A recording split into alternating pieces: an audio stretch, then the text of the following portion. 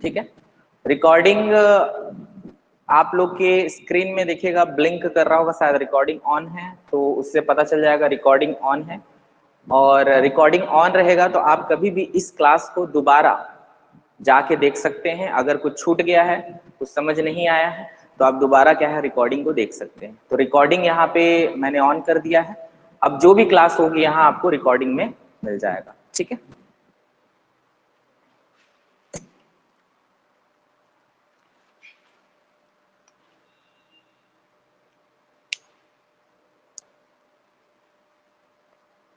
ठीक है, चलिए अब स्टार्ट करने वाले हैं हम लोग।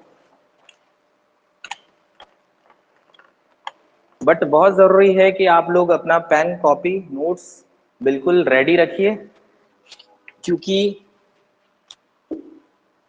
यहाँ आपका जो भी होगा वो बहुत इंपॉर्टेंट है। ठीक है। ठीक है, चलिए शुरू कर रहे हैं हम लोग थर्मोडायनेमिक्स। बट कोशिश करिए कि आप लोग लाइव क्लास करिए, क्योंकि लाइव में क्या है कि कुछ भी अगर आप लोग को डाउट होगा, जो भी इशू है वह यहाँ पे क्लियर हो जाएगा। ठीक है। तो आप लोग लाइव क्लास करिएगा, तभी उसका फायदा मिलेगा। क्योंकि क्या होता है, कभी कभी हम लोग छोड़ देते हैं, फिर रिकॉर्डिंग के भरोसे नहीं रहना, आपको लाइव करना है। कुछ भी यहाँ होगा आप लोगों को क्लियर साथ में चलता जाएगा। और मैक्स टू मैक्स कोर्स है, मैक्स टू मैक्स आपका 20 तारीख तक या 25 तारीख के पहले ही आपका खत्म हो जाएगा। ठीक है। तो आप लोग इस चीज को कंसीडर करके रखिए। तो मैं चालू कर रहा हूँ थर्मोडायनेमिक्स। थर्मोडायनेमिक्स के पहले मैं इसको सिलेबस बता दे रहा हूँ आपको, ताकि आप लोग क्लियर रहे कि इसका सिलेबस क्या है। ठीक है। थर्मोडायनेमिक्स एंड साइकिल्स करके है। ठीक है। ये आपका फर्स्ट आपका सिलेबस के हिसाब से है, जिसमें कि आपका है, पहला है आपका टॉपिक जो है वह है बेसिक कंसेप्ट्स के बारे में बताया जाएगा। ठीक है। इसके जो बेसिक कंसेप्ट्स होंगे। ठीक है। दूसरा जो है आपका वह होगा open and close system. Open and close system. तीसरा जो रहेगा आपका heat and work.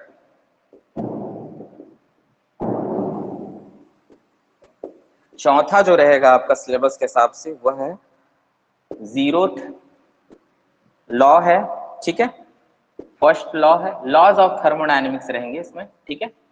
Laws of thermodynamics, जितने हमारे लॉज हैं। ठीक है। तो जिसमें कि हमारा जीरोथ लॉ है,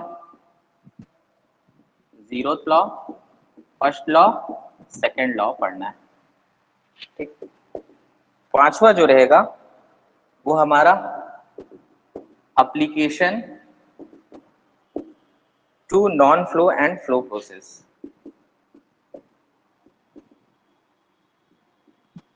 एंड फ्लो प्रोसेस।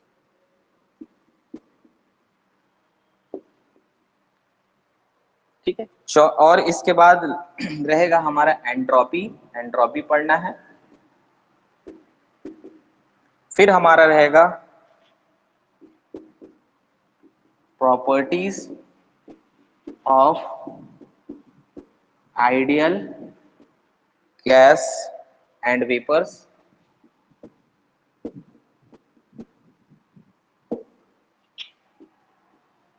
उसके बाद रहेगा आपका साइकिल्स में देखेंगे। बाकी तो एक स्टैंडर्ड वेपर करके लिखा है, इसी में ही आपका स्टैंडर्ड वेपर के बारे में जो भी हमारा यहाँ पे डिस्कशन करेंगे। और जो लास्ट पार्ट रहेगा gas power and refrigeration cycle. ठीक है। ये जो है इतने सारे जो हमारे जो टॉपिक्स हैं हमको कवर अप कर रहे हैं यहाँ पे थर्मोडायनेमिक्स के पार्ट में। ठीक। तो यहाँ पे क्या है कि जो स्टार्टिंग में हम लोग बेसिक कॉन्सेप्ट्स देखेंगे, यहाँ से शुरू करेंगे। यहाँ पे बहुत सारी चीजें हैं, जैसे कि थर्मोडायनेमिक्स क्या है, क्यों पढ़ना है, वहां पे उसकी क्या क्या प्रॉपर्टीज हैं, स्टेट्स है। ठीक है। सिस्टम है, कितने प्रकार के सिस्टम होते हैं, ये सब पढ़ना है। लेकिन यहाँ पे पूरा डिटेल नहीं, बेसिक कॉन्सेप्ट्स के अंदर ये सारी चीज आ जाते हैं। ओपन एंड क्लोज सिस्टम, जो भी सिस्टम है हमारा ओपन क्लोज्ड रहेगा वो तो पढ़ना ही है। हीट वर्क इंटरेक्शन देखना है। Laws of thermodynamics, zero, first, second law, तीनों को पढ़ना है। इसका पूरा थोड़ा डिटेल जाएंगे। Application to non flow process में जैसे कि हमारा आ गया टरबाइन, आ गया कंप्रेसर, आ गया, ये सब चीजें जो है हमारे एप्लीकेशन में आते हैं, ये पढ़ना है। उसके बाद एंट्रोपी पढ़ना है, ठीक है। सेकंड लॉ के अंदर ही ये एंट्रोपी का आगे का हिस्सा है, ठीक है। उसी का एक्सपांशन जो आगे जाएंगे तो हम एंट्रोपी पढ़ेंगे, इसी को सेकंड लॉ से आगे कंटिन्यू करेंगे, ठीक है। और यहाँ से प्रॉपर्टीज ऑफ आइडियल गैस देखेंगे कि आइडियल गैस की क्या क्या प्रॉपर्टीज होती हैं, आइडियल गैस के लिए हम कैसे डिफाइन कर सकते हैं, रियल गैस और आइडियल गैस में क्या अंतर है, ये सारी चीजें जो हम लोग यहाँ पे देखेंगे। उसके बाद यहाँ पे वेपर के बारे में देखेंगे कि वेपर की क्या क्या प्रॉपर्टी है, वेपर कैसे डिफाइन कर सकते हैं हम लोग, उसका पीवी डायग्राम में कैसे शो करेंगे, एचएस डायग्राम में कैसे शो करेंगे, ये सारी चीजें जो है यहाँ देखेंगे। Gas power and refrigeration cycle में ये साइकिल्स के बारे में हम लोग देखेंगे जो थर्मोडायनेमिक्स साइकिल्स हैं, ठीक है। तो चलिए एक एक करके शुरू करते हैं, स्टार्टिंग करते हैं अब हम लोग थर्मोडायनेमिक्स में, ठीक है। तो सबसे पहले हम लोग जान लेते हैं कि थर्मोडायनेमिक्स है क्या चीज, और यहां से हम लोग चालू करते हैं थर्मोडायनेमिक्स। अब सब्जेक्ट चालू होने वाला है। थर्मोडायनेमिक्स जो है दो वर्ड से मिलकर बना है, एक तो हमारा थर्मो प्लस डायनेमिक्स, ठीक है। यहाँ पे दो वर्ड से मिलकर बना है, एक होता है थर्मो, एक होता है डायनेमिक्स। थर्मो का मतलब होता है हीट, ठीक है। थर्मो का क्या मतलब होता है, हीट, और डायनेमिक्स का मतलब होता है हमारा मोशन, ठीक है, मोशन।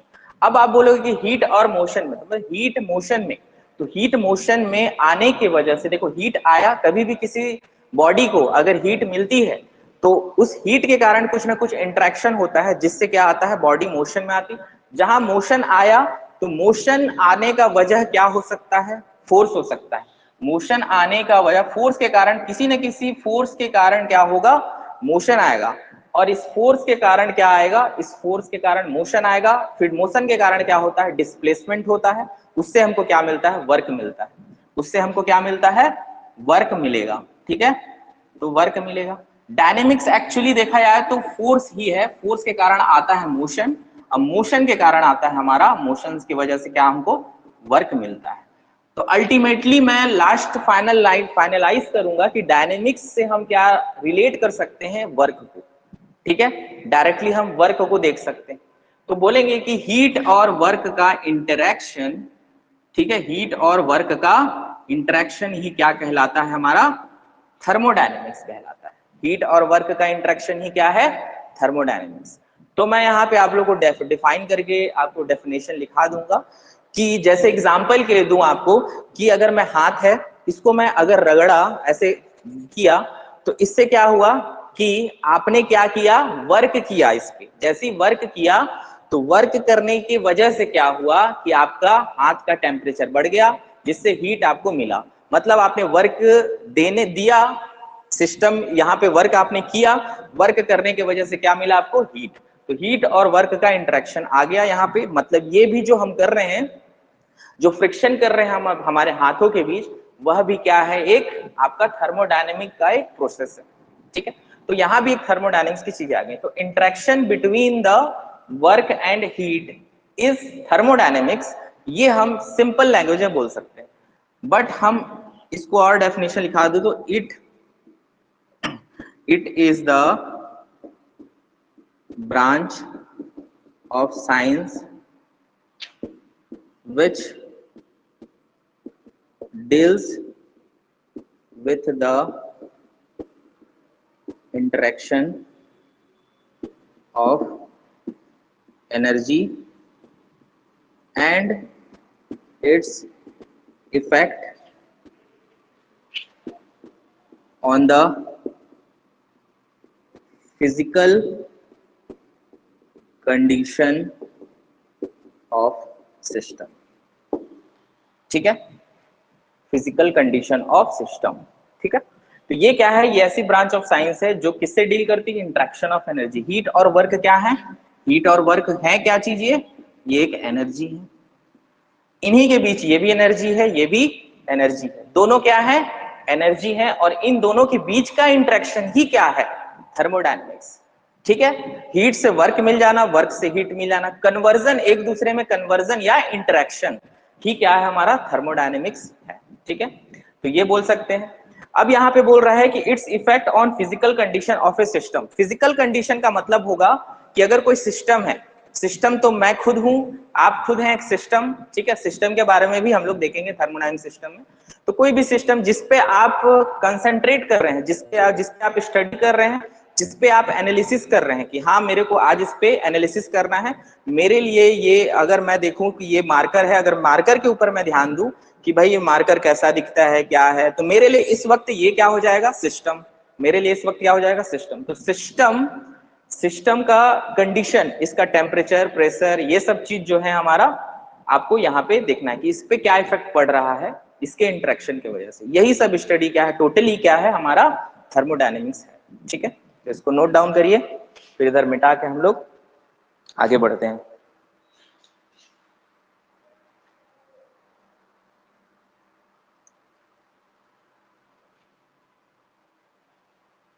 इंट्रैक्शन ऑफ एनर्जी का, एनर्जी कौन कौन सी एनर्जी यहां पे लिखेंगे, वर्क एंड हीट। ठीक है, चलिए आगे बढ़ रहे हैं हम लोग। ये बेसिक था स्टार्टिंग में। अब देखेंगे कि थर्मोडायनेमिक्स के में हमको पढ़ना क्या चीज है। ठीक है, थर्मोडायनेमिक्स में आपको दो प्रकार का हमारा थर्मोडायनेमिक्स होता है। ठीक है, एक होता है हमारा माइक्रोस्कोपिक अप्रोच, ये पूछ सकता है, मैं बता दे रहा हूं आप लोग को, माइक्रोस्कोपिक अप्रोच।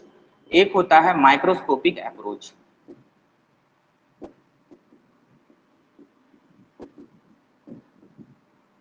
ठीक है, इस माइक्रोस्कोपिक अप्रोच को हम लोग यहाँ पे आप लोग स्पेशली बोलते हैं, हम लोग देखो माइक्रोस्कोपिक अप्रोच जो हो गया वह हो गया, इसको हम लोग बोलते हैं स्टैटिस्टिकल थर्मोडायनेमिक्स। ठीक है, इसको बोलते हैं हम लोग क्लासिकल थर्मोडायनेमिक्स। आपसे अगर पूछा सवाल कि कौन से अप्रोच को क्लासिकल थर्मोडायनेमिक्स कहेंगे, माइक्रोस्कोपिक अप्रोच को। माइक्रोस्कोपिक को क्या बोलते हैं, स्टैटिस्टिकल थर्मोडायनेमिक्स। ठीक है, तो ये दो चीज है, दोनों में अंतर है। ठीक है, अब क्या अंतर है देखो, यहाँ पे माइक्रोस्कोपिक में क्या होगा कि एक मान लेते हैं हमारा एक सिस्टम है जिसपे आप ध्यान दे रहे हैं, यहाँ आपका सिस्टम है, यहाँ पे छोटे छोटे क्या है, मॉलिक्यूल्स होंगे। ठीक है, ये सब क्या है अपने अंदर में मॉलिक्यूल्स हैं। ठीक है, अगर आप माइक्रोस्कोपिक अप्रोच पे जाओगे तो आप क्या करोगे, study of behaviour of individual molecules. जब आप एक एक मॉलिक्यूल का बिहेवियर देखोगे कि हीट और एनर्जी इंटरेक्शन के होने के वजह से इस पे क्या क्या इफेक्ट आया, एक एक मॉलिक्यूल को उठा के देखेंगे कि भाई इसका कितना वेलोसिटी है, कितना इसमें टेम्परेचर बढ़ा, एक एक मॉलिक्यूल का जब स्टडी होगा तो वह क्या हो जाएगा, किस में आएगा, माइक्रोस्कोपिक अप्रोच में। तो it is very tough to analyse human sense cannot perceive this approach। इसका मतलब मैं बता देता हूं कि हम एक एक मॉलिक्यूल को देख नहीं सकते, एक एक मॉलिक्यूल को हम देख नहीं सकते, मतलब इंसान जो है एक एक मॉलिक्यूल को नहीं देख सकता। इसका मतलब यह है कि बहुत टफ है एनालिसिस करने के लिए, इसीलिए इसको हम लोग नहीं पढ़ते हैं। थर्मोडायनेमिक्स हम लोग सिर्फ और सिर्फ माइक्रोस्कोपिक पढ़ते हैं, क्योंकि ये पूरा का पूरा क्या करता है, मॉलिक्यूल्स का एक सर्टेन क्वांटिटी ऑफ मैटर को लेके चलता है। ठीक है, पूरे को लेके चलता है, इतने मॉलिक्यूल को उठा लिया और इसकी स्टडी की जाती है, इसकी स्टडी की जाती है, मतलब पूरे सिस्टम की स्टडी की जाती है। मान लेते हैं कि इतना मॉलिक्यूल्स में हमारा सिस्टम है, इसकी स्टडी की जाती है। यहाँ पे इंडिविजुअल मॉलिक्यूल की स्टडी की जाती है, बट यहाँ पे बल्क ऑफ मॉलिक्यूल की स्टडी की जाती है। बल्क मतलब बहुत सारे मॉलिक्यूल्स, इकट्ठा बने हुए मॉलिक्यूल्स। ठीक है, स्टडी ऑफ, इसकी स्टडी की जाती है, किसकी, बल्क ऑफ मॉलिक्यूल्स की, या फिर सर्टेन अमाउंट ऑफ मैटर की स्टडी की जाती है, ठीक है। इसीलिए इसको वेरी इजी टू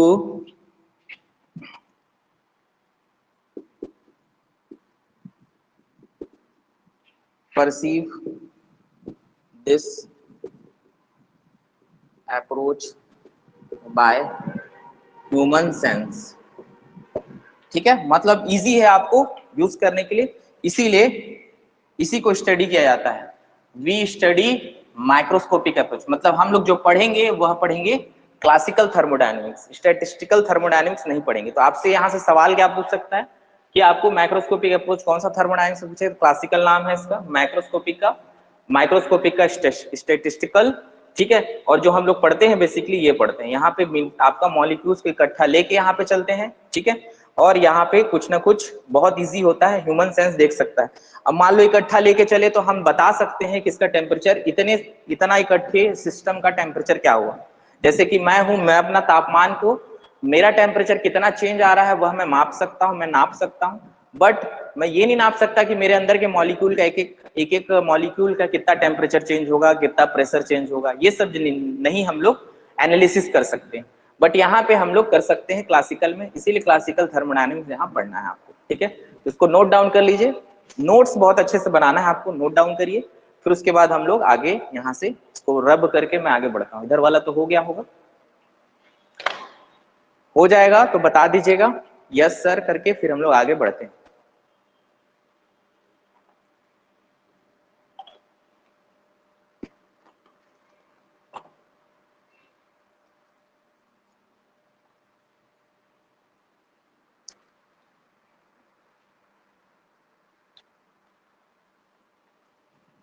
एकदम बेसिक है, एकदम बेसिक स्टार्टिंग का है, इसलिए है। देखना धीरे धीरे हम लोग आगे कैसे बहुत आगे निकल जाएंगे, धीरे से धीरे धीरे बढ़ते बढ़ते हम लोग लेवल अप हो जाएंगे इसके बाद, है ना। स्टार्टिंग था थर्मोडायनेमिक्स का।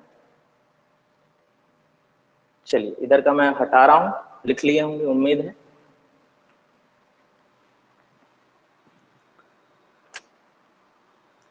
चलिए अब मैं बता रहा हूं सिस्टम क्या होता है, थर्मोडायनेमिक सिस्टम, थर्मोडायनेमिक सिस्टम, ठीक है। Thermodynamic system,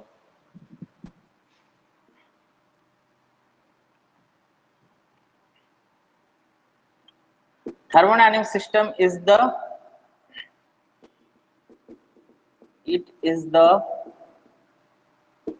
quantity, certain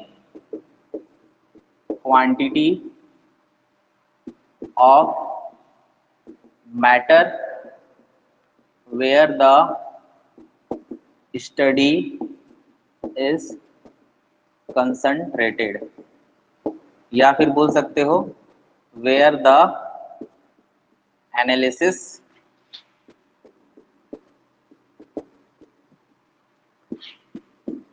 can be done, where the analysis can be done, ठीक है।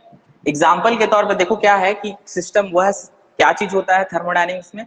सिस्टम होता है कि अगर कोई सिस्टम है उस पे अगर मैं देखूं कि अगर मैं इस बोर्ड को सिस्टम मान लूं तो बोर्ड में क्या चेंजेस आ रहा है, किस वजह से क्या चेंजेस आ रहा है, मेरे लिए कंसंट्रेशन क्या हो जाएगा, बोर्ड हो जाएगा, ठीक है। मार्कर मैं अगर सोचूंगा कि मार्कर के बारे में, तो मार्कर में क्या चेंजेस आ रहा है, हीट देने से या वर्क इसमें करने से इस पे क्या क्या चेंजेस आ रहा है, सिर्फ मैं उस पर फोकस करूंगा, वह क्या है हमारा सिस्टम हो जाएगा। एग्जाम्पल के लिए सबसे अच्छा एग्जाम्पल दे रहा हूं कि मान लेते हैं कि एक पानी यहाँ पे भरा हुआ है, बकेट ऑफ, ये क्या है हमारा बकेट है, बकेट ऑफ वाटर है, बकेट है, ठीक है। एक बाल्टी है उसमें पानी भरा हुआ है, वहां पे अगर आप इसको क्या कर रहे हो कि हीटिंग रॉड लगा दिए, ठीक है, क्या लगा दिए, हीटिंग रॉड, ठीक है, जो गर्म करता है पानी को, ठीक है। ठंड के दिनों में सब गर्म करते हैं पानी, तो यहाँ पे क्या लगा दिया, हीटिंग रॉड लगा दिया। अब यहाँ पे हीटिंग रॉड लगाने के बाद क्या हुआ कि ये पानी में क्या होता है कि इनिशियल टेम्परेचर में मान लेता हूँ कि 20 डिग्री सेंटीग्रेड था, और फाइनल टेम्परेचर कितना हो गया हमारा 80 डिग्री सेंटीग्रेड हो गया मान लो। मतलब शुरू में क्या है कि 20 डिग्री तापमान इस पानी का था, उसके बाद क्या हुआ कि फाइनल टेम्परेचर 80 डिग्री हो गया। इसका मतलब ये है कि शुरू में क्या है कि कम तापमान था, फिर बढ़ते बढ़ते 80 डिग्री हो गया। फिर यहाँ पे हमने ये देखा कि जो भी चेंजेस आया वो किस में आया, वाटर में आया। ठीक है, तो जब आप किस पे ध्यान दे रहे हैं, आपने ध्यान किस पे दिया, वाटर पे ध्यान दिया, मतलब आप पानी पे ध्यान दे रहे हो कि पानी में कितना चेंजेस आ रहा है। इसलिए जो आपका शुरू, इसलिए आपका जो है, इसलिए आपका सिस्टम क्या हो जाएगा, यहाँ पे सिस्टम हो जाएगा आपका, सिस्टम इस जगह के लिए क्या हो जाएगा आपका, थर्मोडायनेमिक सिस्टम क्या हो जाएगा आपके लिए, वाटर हो जाएगा। ठीक है, क्योंकि वाटर का ही आप क्या कर रहे हैं, एनालिसिस कर रहे हैं, या आपका स्टडी किस पे है, स्टडी इज कंसंट्रेटेड। आपको ना तो रॉड से मतलब है, ना फिर बाल्टी से मतलब है, या फिर दुनिया में उसके अलावा किसी और चीज से मतलब है। आपको सिर्फ और सिर्फ मतलब किससे है, वाटर से। आपको सिर्फ और सिर्फ किससे मतलब है, वाटर से। इसका मतलब वाटर क्या हो जाएगा आपके लिए, सिस्टम हो जाएगा। तो जब भी आपसे पूछे कि इस जगह पे अगर इसका तापमान ऊपर नीचे हो रहा है, तो आपके लिए यहाँ पे सिस्टम कौन सा है, आप बताओगे सिस्टम कौन सा है, वाटर है आपके लिए सिस्टम। ठीक है, और बाकी सब जितने भी होंगे सराउंडिंग क्या कहलाएंगे, अब सराउंडिंग नाम का चीज हो जाएगा। तो सराउंडिंग क्या है, अदर देन सिस्टम सारे क्या हो जाएंगे, surrounding. System is known as surrounding. तो जिस पे आप स्टडी कर रहे हैं वह आपके लिए क्या हो जाएगा, सिस्टम। ठीक है, तो सिस्टम ये हो गया मान लो, सराउंडिंग इसके बाहर की चीजें। ठीक है, और जो इन दोनों को अलग करे, इन दोनों को अलग करे वह क्या कहलाता है, बाउंड्री। ठीक है, इन दोनों को अलग करे वह क्या कहलाता है, बाउंड्री। तो बाउंड्री क्या है, boundary is the, boundary separates system from surrounding। Boundary क्या चीज है, जो सिस्टम को और सराउंडिंग को जो अलग करे वह क्या है, हमारा बाउंड्री है। ठीक है, तो उसको नोट डाउन कर लीजिए, बाउंड्री हो गया, सिस्टम हो गया।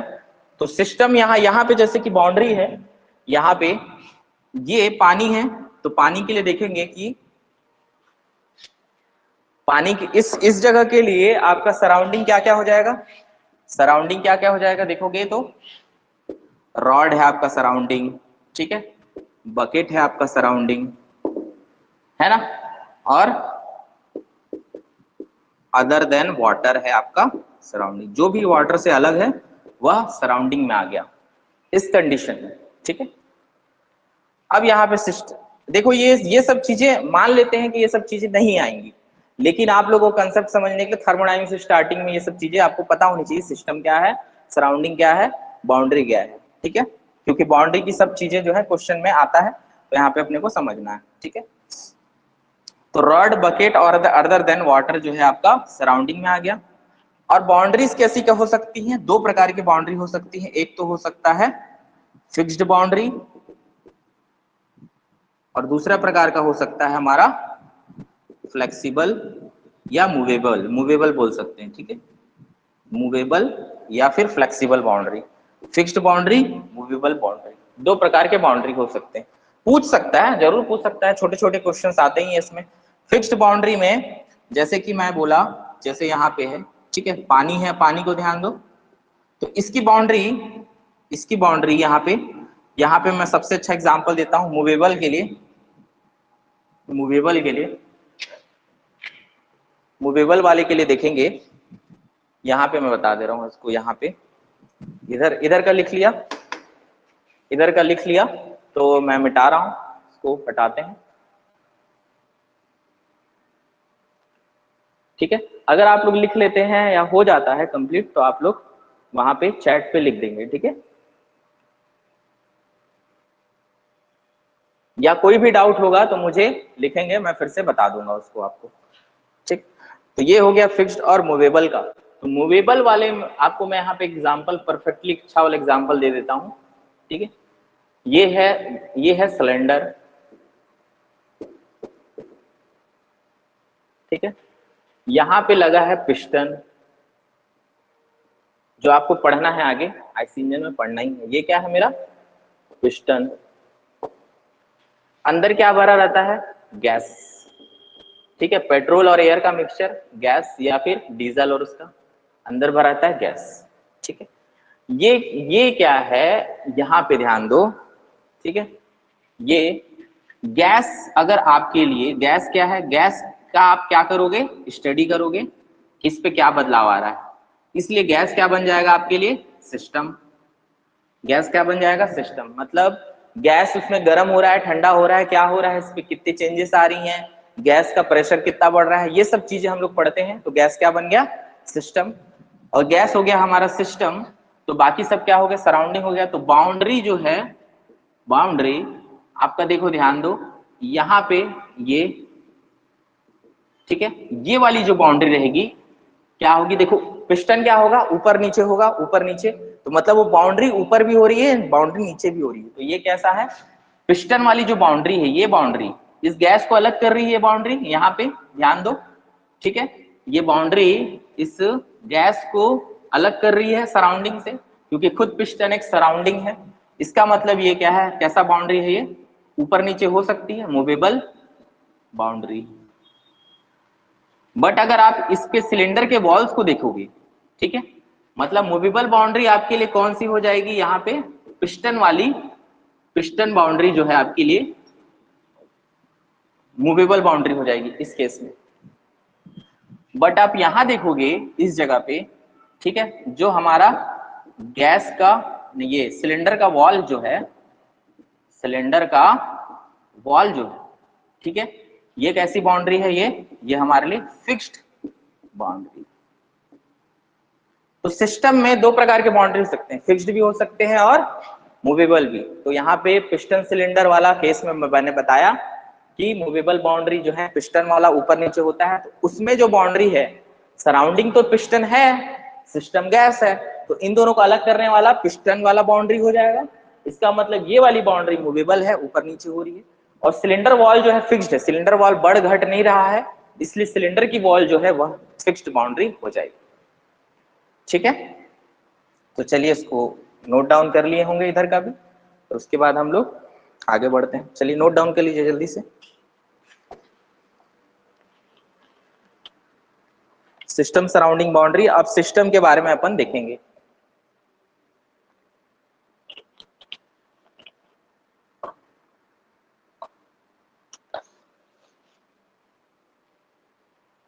हो जाए तो लिख दीजिएगा चैट पे, हाँ सर हो गया, फिर कंटिन्यू करते हैं।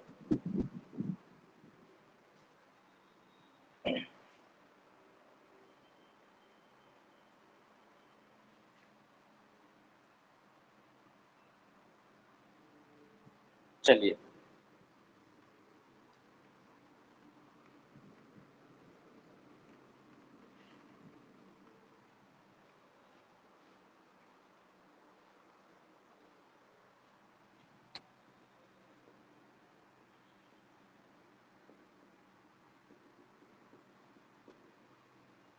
अब थर्मोडायनेमिक सिस्टम के कितने प्रकार होते हैं, पहला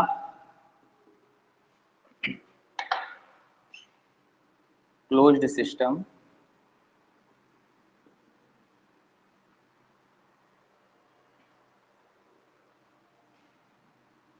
दूसरा क्लोज्ड सिस्टम, दूसरा होता है क्लोज सिस्टम में ही आपको मैं बता देता हूं कि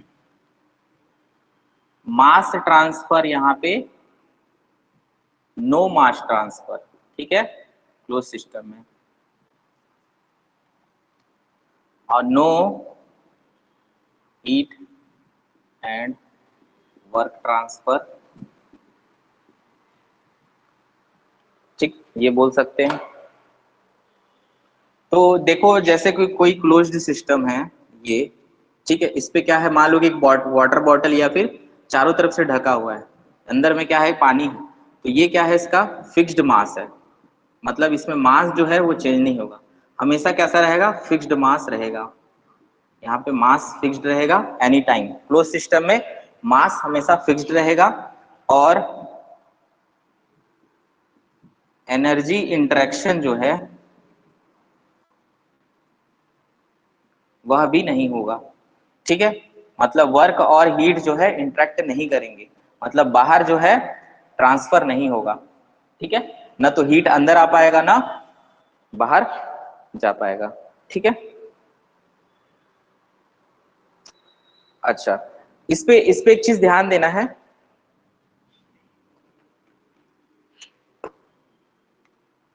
ये है फिक्स्ड मास, बट यहां से क्या होगा कि फिक्स्ड मास है तो ये क्या है कि यहाँ पे हीट एंड वर्क ट्रांसफर में ऑकर लिखो इसको। ठीक है, ये थोड़ा सा यहाँ पे मिस्टेक बाय मिस्टेक लिख दिया था मैंने। ठीक है, क्योंकि ये क्लोज सिस्टम है, वो आइसोलेटेड सिस्टम के लिए होता है। क्लोज सिस्टम के लिए फिक्स्ड मास होगा, श्योर शॉर्ट है। नो मास ट्रांसफर बिल्कुल सही।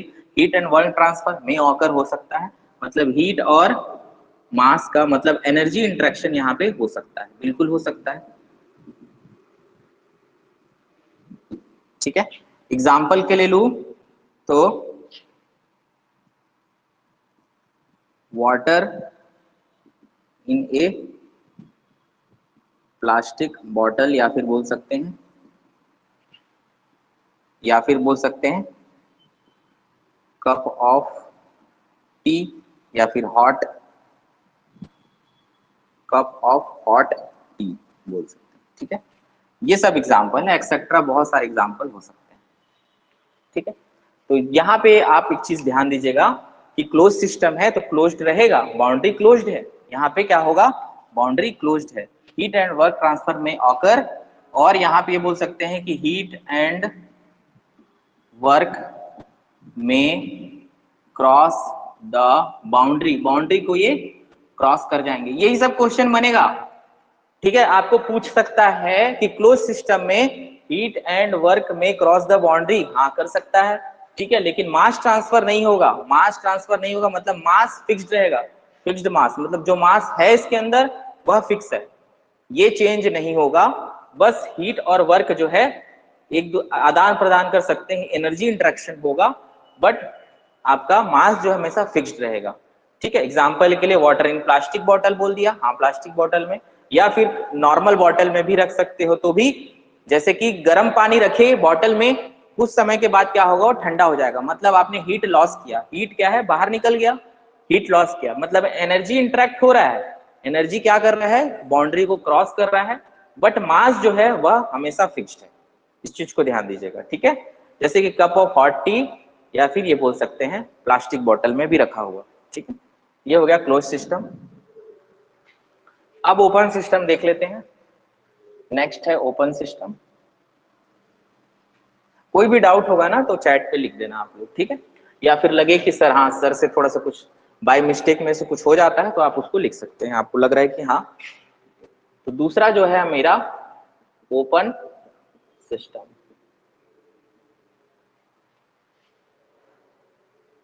ठीक है, तो ओपन सिस्टम में क्या होगा, मास ट्रांसफर होगा, श्योर शॉर्ट है। ठीक है, मास ट्रांसफर होगा, हीट एंड वर्क ट्रांसफर ये भी होगा। ठीक, no fixed mass, fixed mass यहां पे नहीं होगा। ठीक, जैसे कि एग्जांपल के लिए ले लूं कि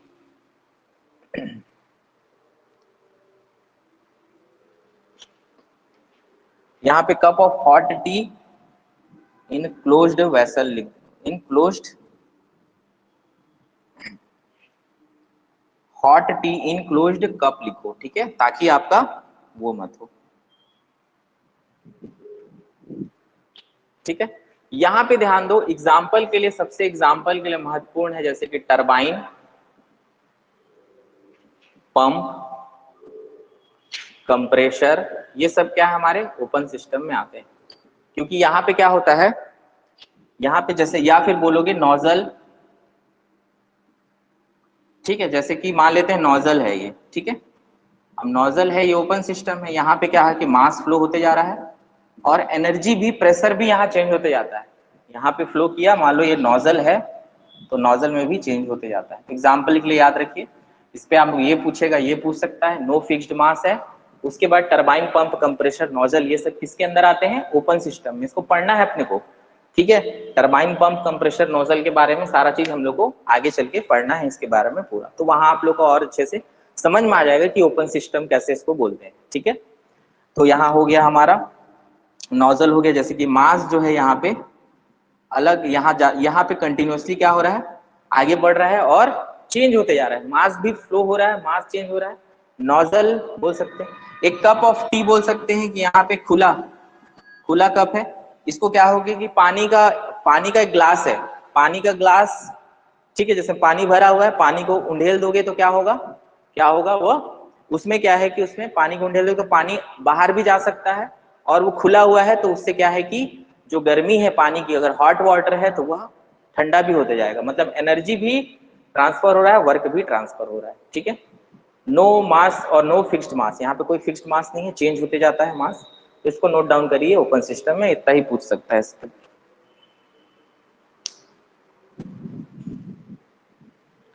और लास्ट होता है आइसोलेटेड सिस्टम।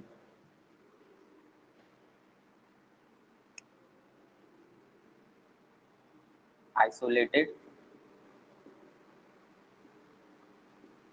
मास ट्रांसफर नहीं होता, हीट एंड वर्क ट्रांसफर नहीं होता। ठीक है, इसका सबसे अच्छा एग्जांपल है hot coffee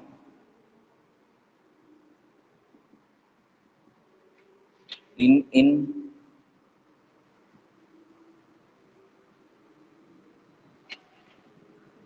well thermal flask,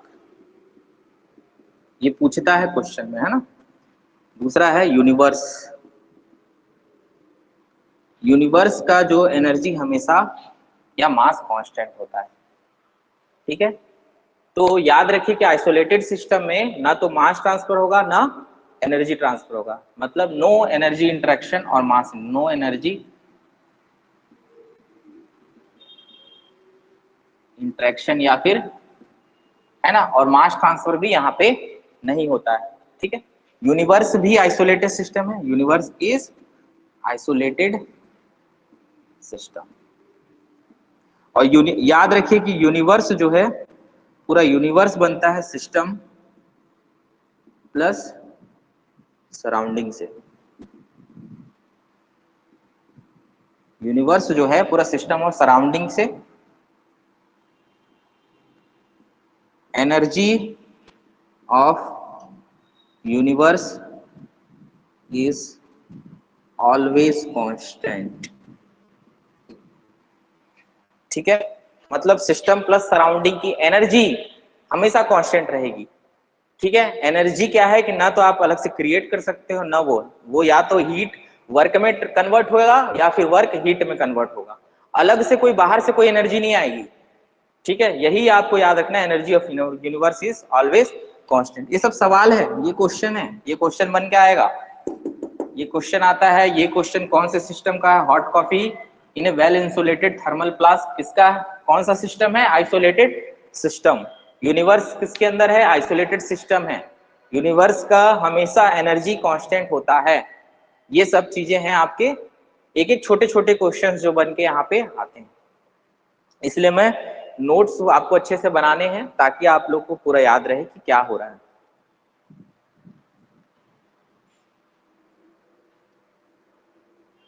ठीक है, नोट डाउन हो गया, लिखिए इसको।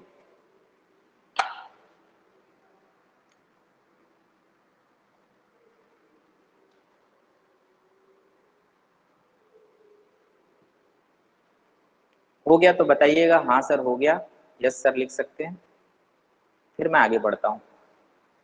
या कुछ समझ में नहीं आया सर ये वाला फिर से बता दीजिए, या कोई प्रॉब्लम है तो वो मुझे चैट पे आप लिख के बताएंगे, चैट का ऑप्शन है वहां क्लिक करके आप बता सकते हैं कि सर ये दिक्कत हो रही है।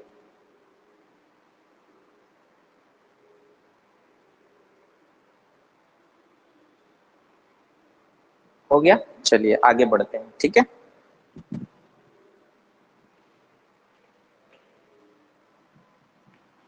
अब thermodynamic properties.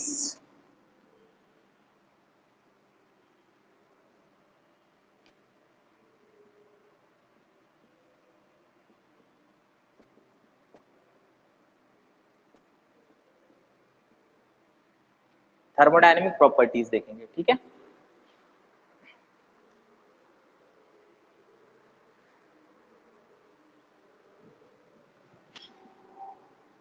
Every system has a certain characteristic by which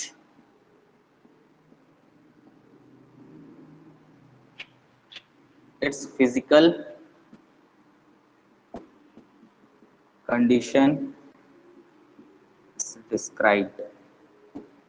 Every system has a certain characteristic by which its physical condition is described, ठीक है, and these characteristics are known as properties of this system, ठीक है। इसका मतलब ये है कि thermodynamic property क्या है कि कोई भी सिस्टम है उसको बताने के लिए, उसको दिखाने के लिए कि जैसे कि मैं खुद हूं तो मेरा नाम ये है, मेरा नाम ये है, मैं इस क्लास में पढ़ता हूं, मेरा घर यहाँ पे है, तो आपको डिफाइन करने के लिए, आपको बताने के लिए, आपका मतलब जगह, आपका पता, आपका नाम, हर चीज को बताने के लिए क्या होता है कि हर सिस्टम का एक क्या है कि कैरेक्टरिस्टिक रहता है, उस कैरेक्टरिस्टिक को बताता है हमारा properties.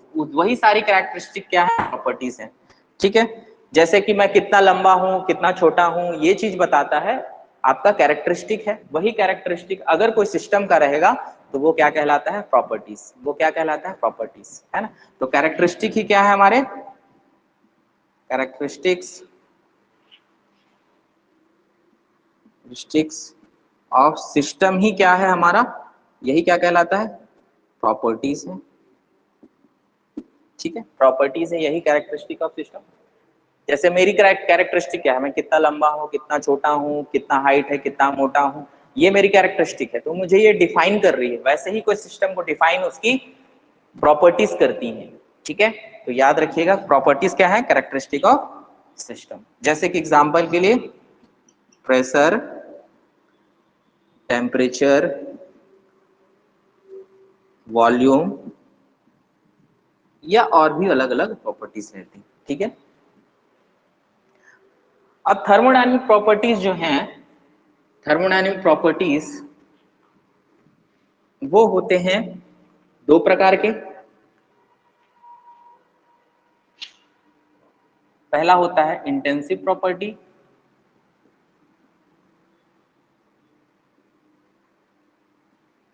Intensive property is the property which is independent of mass, जो मास पे डिपेंड नहीं करते हैं, ठीक है, मास पे डिपेंड नहीं करते हैं। For increase, decrease and decrease of mass in the system does not change its property। इसका मतलब अगर आप मास को बढ़ा दो या घटा दो इंटेंसिव प्रॉपर्टी के लिए, तो भी वो प्रॉपर्टी चेंज नहीं होंगे, मास पे डिपेंड ही नहीं कर रहे, तो प्रॉपर्टी कैसे चेंज हो जाएगा। एग्जाम्पल के तौर पे जैसे प्रेशर है, प्रेशर, टेम्परेचर, ठीक है, प्रेशर, टेम्परेचर, ये सारी चीजें जो हैं हमारा आ जाएंगे। और ये बोल सकते हैं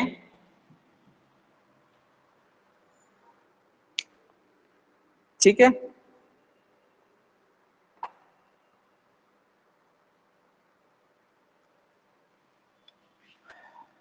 एक्सेट्रा बोलेंगे इसको। या फिर एक और सबसे इंपॉर्टेंट पॉइंट, इसको याद रखिएगा, इसके बारे में अभी जस्ट थोड़ी देर में बताऊंगा। पहले तो मैं दूसरा देख लेता हूं, एक्सटेंसिव प्रॉपर्टी। पहले आप समझ जाओ एक्सटेंसिव प्रॉपर्टी क्या होता है। दूसरा है एक्सटेंसिव प्रॉपर्टी। एक्सटेंसिव प्रॉपर्टी क्या है? विच डिपेंड्स ऑन मास। जो मास पे डिपेंड करते हैं वह क्या है? Extensive property. अगर इंक्रीज कर दोगे मास को, अगर आपने मास को इंक्रीज कर दिया, ठीक है, मास को अगर आपने बढ़ाया, अगर मास को आपने बढ़ाया तो क्या होगा? जो प्रॉपर्टी भी है उसकी प्रॉपर्टी भी इंक्रीज कर जाएंगी। मास को घटाया तो क्या होगा? प्रॉपर्टी भी डिक्रीज कर जाएंगी। ठीक है, तो जैसे मास को बढ़ाओगे घटाओगे तो प्रॉपर्टी में भी चेंज आ जाएगा। किसमें? एक्सटेंसिव प्रॉपर्टी में। बट यहाँ पे क्या होगा? कोई चेंज नहीं आएगा। अगर आपने क्या है मास को कितना भी ऐड ऑन किया तब भी प्रॉपर्टी में कोई चेंज नहीं आएगा। ठीक है, ठीक। ये इंडिविजुअल प्रॉपर्टी की बात कर रहा हूं। अगर केवल टेम्परेचर रहेगा तो टेम्परेचर सिर्फ और सिर्फ उतना ही रहेगा। ठीक है, तो एग्जाम्पल के लिए ले ले, तो यहाँ पे और एग्जाम्पल के लिए दिखा दे रहा हूं। एक एग्जाम्पल के लिए आप बोलोगे यहाँ पे डेंसिटी। ठीक है, डेंसिटी ये भी ये पूछता है, इसलिए याद रखना डेंसिटी कौन सा प्रॉपर्टी है। ठीक है, इसको याद रखिएगा। डेंसिटी किसमें है? इंटेंसिव प्रॉपर्टी में। इसमें बोलेंगे हम लोग खुद एक मास, टोटल मास, वॉल्यूम, ये सब एक्सटेंसिव प्रॉपर्टी है। जितने एनर्जी हैं सारे एनर्जी क्या है? हमारे एक्सटेंसिव प्रॉपर्टी हैं। वो डिपेंड करेंगे मास पे, जितने एनर्जी हैं। ठीक है, तो जो भी एनर्जी है वह आपका एक्सटेंसिव प्रॉपर्टी में आ जाएगा। एनर्जी जैसे कि काइनेटिक एनर्जी, पोटेंशियल एनर्जी, ये सब जितने एनर्जी हैं सारे के सारे डिपेंड करते हैं मास पे। पता तो है ही, kinetic energy half mv², depend कर रहा है मास पे। पोटेंशियल एनर्जी mgh, सब डिपेंड कर रहा है ना मास पे। ठीक है, चाहे वह इंटरनल एनर्जी भी हो, ये पढ़ेंगे आगे चल के। अभी थर्मोडायनेमिक्स में ये पढ़ना है हमको, ये एनर्जी पढ़ना है। थर्मोडायनेमिक्स में इंटरनल एनर्जी U, ये भी डिपेंड करेगा। ठीक है, तो सारी एनर्जी जितनी भी दुनिया में जो भी एनर्जी है सब मास पे डिपेंड करती है, इसलिए वह एक्सटेंसिव प्रॉपर्टी है। ठीक है, और जो नहीं करती वह इंटेंसिव प्रॉपर्टी है, जैसे कि प्रेशर, टेम्परेचर, डेंसिटी। और याद रखिए स्पेसिफिक, ये बहुत इंपॉर्टेंट पॉइंट है। Specific extensive property is always intensive. Example के लिए स्पेसिफिक वॉल्यूम, देखो यहां वॉल्यूम है लेकिन ये स्पेसिफिक वॉल्यूम है। स्पेसिफिक वॉल्यूम किस में आ जाएगा? इंटेंसिव प्रॉपर्टी में। जो भी स्पेसिफिक प्रॉपर्टी है, स्पेसिफिक का मतलब होता है, स्पेसिफिक का मतलब होता है पर यूनिट मास।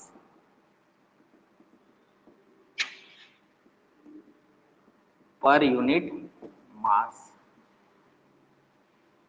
ठीक है, स्पेसिफिक का क्या मतलब होता है? Per unit mass. मतलब मास तो डिवाइड हो गया, अब ये मास पे डिपेंड कर रहा है, मास उसमें पर केजी हो जाएगा। मतलब यहाँ पे स्पेसिफिक वॉल्यूम, देखो यहाँ पे वॉल्यूम किस में होगा? वॉल्यूम होगा मीटर क्यूब में, बट यहाँ स्पेसिफिक वॉल्यूम किस में होगा? स्पेसिफिक वॉल्यूम होगा मीटर क्यूब पर केजी, मीटर क्यूब पर केजी। ठीक है, जैसे यहाँ एंट्रोपी और एग्जांपल के ले लूं तो एंट्रोपी भी है, ये सब पढ़ेंगे एस।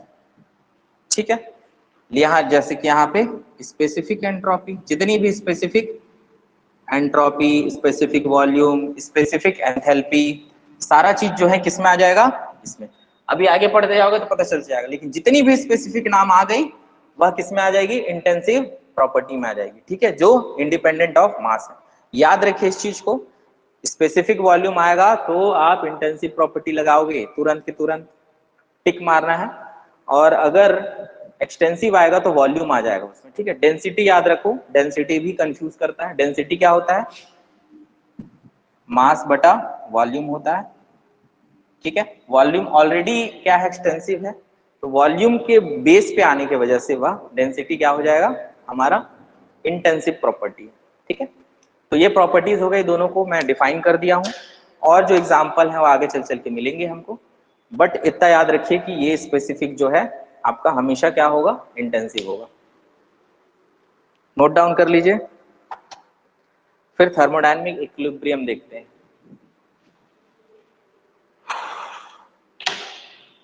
देखो बूंद बूंद से घड़ा भरता है, धीरे धीरे धीरे धीरे धीरे धीरे चीजें ना क्लियर होती जाती है। जितना पॉइंट लिखाते जा रहा हूँ ना, सब एक एक क्वेश्चन बन के तैयार होगा आपके लिए।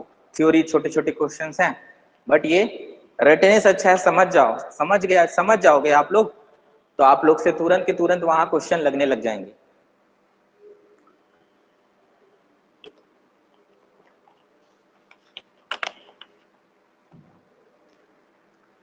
देखो प्रेशर में ना तो टेम्परेचर में, इन दोनों में तो कोई कुछ मास का टर्म्स आता ही नहीं है, एम की वैल्यू आती ही नहीं, इसलिए इंटेंसिव है। डेंसिटी में जरूर जरूर मास आता है, लेकिन मास से वॉल्यूम डिवाइड हो गया। जब भी कोई वॉल्यूम डिवाइड हो जाए या फिर जब भी कोई मास डिवाइड हो जाए, तो याद रखना वो इंटेंसिव प्रॉपर्टी है। ठीक है, इसका नाम इंटेंसिव भी बोलते हैं और इंट्रिंसिक भी बोलते हैं, इसको एक्सट्रिंसिक भी बोलते हैं। नाम इसका एक और नाम है एक्सट्रिंसिक, मत कंफ्यूज हो जाना आप लोग। ठीक है, एक्सट्रिंसिक, ठीक है, उसको बोलते हैं इंट्रिंसिक, दोनों नाम है। ठीक है, इसमें कहीं कहीं इंट्रिंसिक लिखा रहेगा आपको, कोई कोई बुक में इंट्रिंसिक।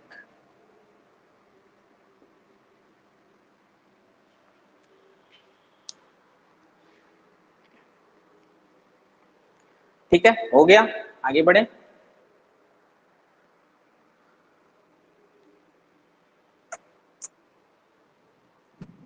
ये सब एंट्रोपी एनर्जी जितने हैं सब इसमें आ रहे हैं ना।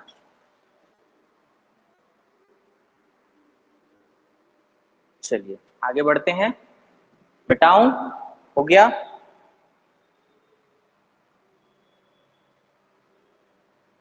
ठीक, नोट डाउन करते रहिए ना, बहुत जरूरी है नोट्स तैयार करना आप लोग।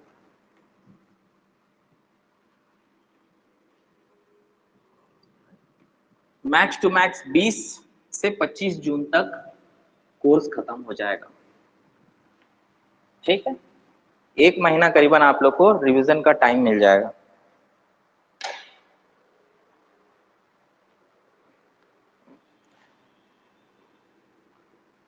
ये सब हिडन सिलेबस के अंदर है, सिलेबस में आपको बेसिक कंसेप्ट्स में आते हैं। ठीक है, thermodynamic equilibrium,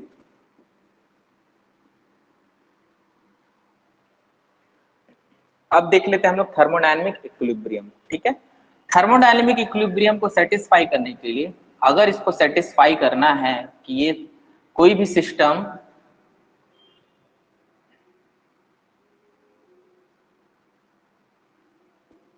to find if any system, अब सिस्टम तो समझ गए होंगे आप लोग, तो find if any system is इन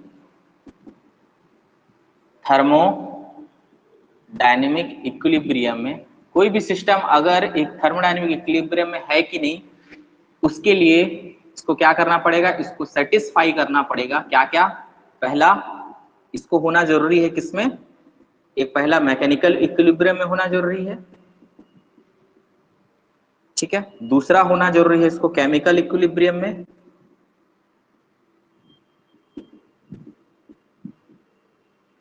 तीसरा होना जरूरी है इसको थर्मल इक्विलिब्रियम में। ये क्वेश्चन भी आता है, आ सकता है, बिल्कुल आ सकता है।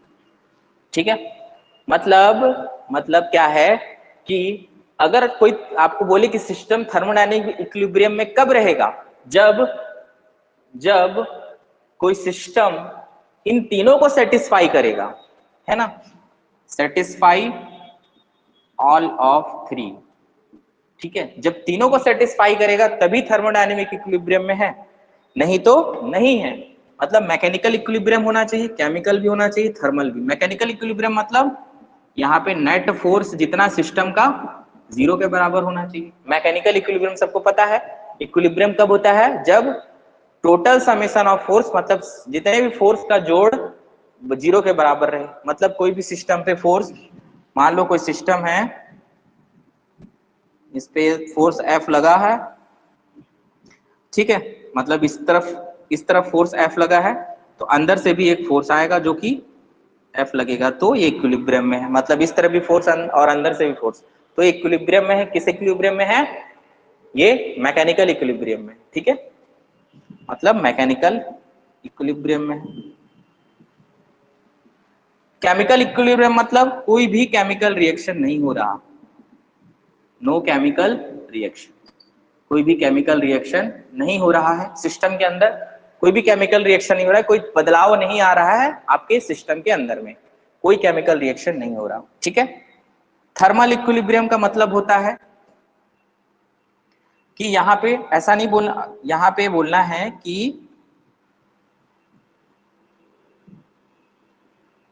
Properties of system remains constant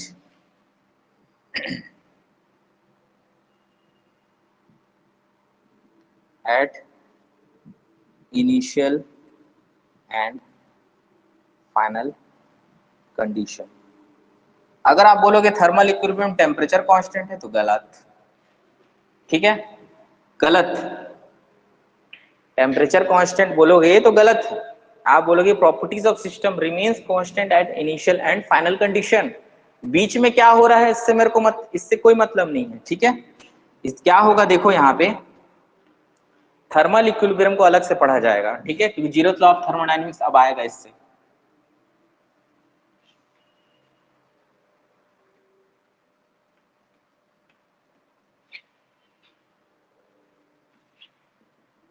thermal equilibrium, ठीक है, एक दिखा देता हूं आपको। यहाँ पे इस तरफ चारों तरफ क्या लगा है?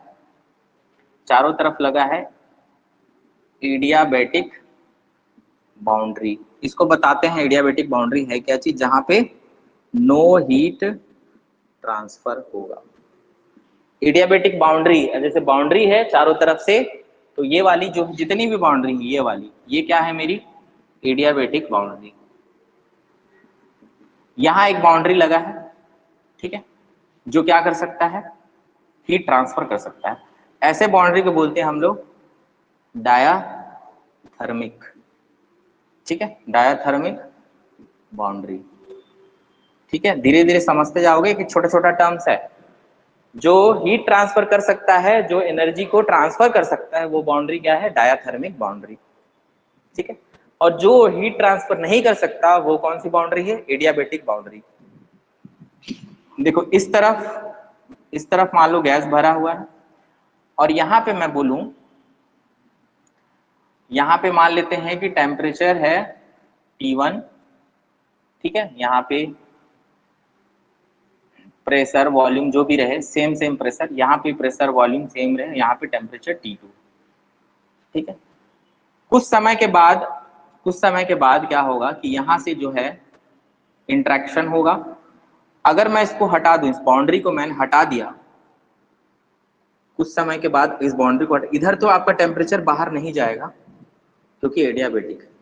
इस बाउंड्री को मैंने हटा दिया या फिर इसमें एक छेद कर दिया, होल कर दिया, ठीक है, तो आपका जो फाइनल है प्रेशर वॉल्यूम तो सेम रहेगा, आपका फाइनल टेम्परेचर TF आएगा, और प्रेशर वॉल्यूम सेम रहेगा, फाइनल टेम्परेचर TF आएगा, ठीक है। क्योंकि ये टेम्परेचर एक टाइम के बाद इस जगह का, मतलब कंडीशन 1 के लिए और कंडीशन 2, मतलब दो हिस्सों में ये डिवाइड है। ये जो आपका जो बॉक्स है ये दो हिस्सों में डिवाइड है। एक हिस्सा ये चारों तरफ से क्या है, कैसी बाउंड्री है? एडियाबैटिक बाउंड्री है, जहां पे हीट ट्रांसफर नहीं हो रहा, और बीच में जो बाउंड्री है वह डायथर्मिक है, मतलब वहां से ट्रांसफर हो सकता है। अगर मैंने यहाँ से थोड़ा सा बाउंड्री को हटा दिया, ये तो ट्रांसफर हो ही रहा है, ठीक है, यहाँ पे देखो ट्रांसफर हो सकता है हीट, क्योंकि डायथर्मिक है। अब यहाँ से क्या हो रहा है कि टेम्परेचर यहाँ T1 है, मान लेते हैं कि T1 टेम्परेचर जो है ग्रेटर देन T2 है, क्या है? इनिशियल कंडीशन में, ठीक है। लेकिन फाइनल कंडीशन में क्या हुआ? T1 is equal to T2 हो गया, ठीक है। तब आया ये थर्मल इक्विलिब्रियम में, ठीक है, इनिशियल फेज में कैसा भी हो, क्या भी हो, उससे मतलब नहीं है। आप इसको नहीं भी समझोगे तो कोई दिक्कत नहीं है, लेकिन इस चीज को समझ जाओ कि जो टेम्परेचर है शुरू में कैसा भी रहे, जैसा भी रहे, लेकिन एक समय के बाद वो आ जाएगा जब टेम्परेचर इधर हिस्सों का और इधर हिस्से का दोनों का अगर बराबर हो जाए तो वो टेम्परेचर क्या हो जाएगा, हम वो हमारा पूरा जो सिस्टम है इसमें आ जाएगा, थर्मोडायनेमिक इक्विलिब्रियम में आ जाएगा, मतलब थर्मल इक्विलिब्रियम में आ जाएगा। थर्मोडायनेमिक इक्विलिब्रियम में तो तीनों आना चाहिए, लेकिन थर्मल इक्विलिब्रियम के लिए फाइनल कंडीशन में, फाइनल, ये सही है, फाइनल कंडीशन में आपका टेम्परेचर जो है कांस्टेंट होना चाहिए। ठीक है, इनिशियल कंडीशन की जरूरी बात नहीं है, बीच में क्या होगा नहीं पता, हो सकता है बीच में कुछ भी होता रहे, बढ़े घटे, यहाँ का टेम्परेचर बढ़ रहा है घट रहा है, T1 बढ़ रहा है घट रहा है, देखो T1 ज्यादा है, फिर क्या होगा, T1 क्या होगा, अभी गर्म है, T1 क्या होगा, डिक्रीज होते जाएगा, T1 डिक्रीज होगा और T2 क्या होगा, इंक्रीज होगा, और फाइनली क्या होगा, फाइनल कंडीशन में क्या होगा, T1 और T2 बराबर हो जाएगा, और इस वक्त पे क्या बोलते हैं हम लोग, सिस्टम को थर्मल इक्विलिब्रियम। ठीक है, फाइनली लास्ट में फाइनल कंडीशन जो है आपका टेम्परेचर बराबर हो गया, इसका मतलब वो थर्मल इक्विलिब्रियम। ठीक है, बीच में कुछ भी हो उससे मतलब नहीं है। ठीक है, चलिए अब यहाँ पे मैं बोलूं, यहाँ पे देखो मैं इसलिए ये वाला चीज कहाँ किसके लिए लागू होता है, देखो ये कैसा बाउंड्री है, एडियाबेटिक बाउंड्री, अंदर में P1 V1 P प्रेशर है, वॉल्यूम है, टेम्परेचर है। अब ये क्या है, हमेशा कांस्टेंट रहेंगे, ये कांस्टेंट रहेगा क्योंकि यहाँ पे एडियाबेटिक है, मतलब नो हीट ट्रांसफर होगा, कोई भी हीट ट्रांसफर होगा नहीं, तो प्रॉपर्टी क्या होगा, कांस्टेंट रहेगा इनिशियल और फाइनल का। ठीक है, सभी प्रॉपर्टी यहाँ पे इनिशियल और फाइनल की कांस्टेंट है, मतलब इसको भी बोलेंगे हम थर्मोडायनेमिक, इसको भी बोलेंगे हम लोग थर्मल इक्विलिब्रियम में। अगर बाउंड्री ऐसा क्वेश्चन पूछ लिया, if boundary is adiabatic then the system is in thermal equilibrium, ये छोटा सा एक प्यारा सा क्वेश्चन है। ठीक है, थर्मल इक्विलिब्रियम में तब आ जाएगा। ठीक है, यहाँ पे देखो एडियाबेटिक बाउंड्री है, कोई हीट ट्रांसफर नहीं हो रहा है, इसका प्रेशर जो है इनिशियली भी प्रेशर पीवीटी है, फाइनल भी पीवीटी होगा, तो ये वाला केस यहाँ पे दिख रहा है फुल, दो पार्टीशन में डिवाइड है, तो टेम्परेचर इनिशियली कैसा भी हो सकता है, बट फाइनली आपका टेम्परेचर बराबर हो तभी थर्मल इक्विलिब्रियम में।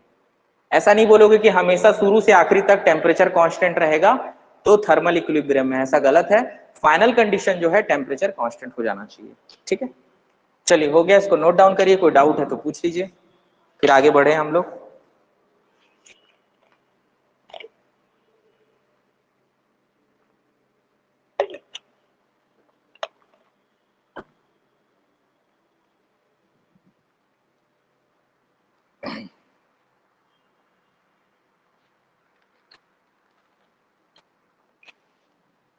हो गया, चैट में ना लिख दीजिएगा हाँ सर हो गया, फिर मैं रब करके आगे बढ़ता हूँ। जितने लोग का हो गया उसको नोट डाउन जरूर करें अच्छे से। ठीक है,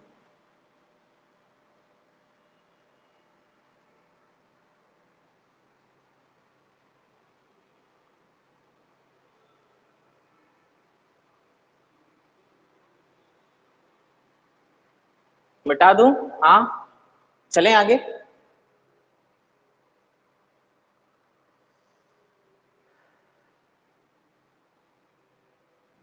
चलिए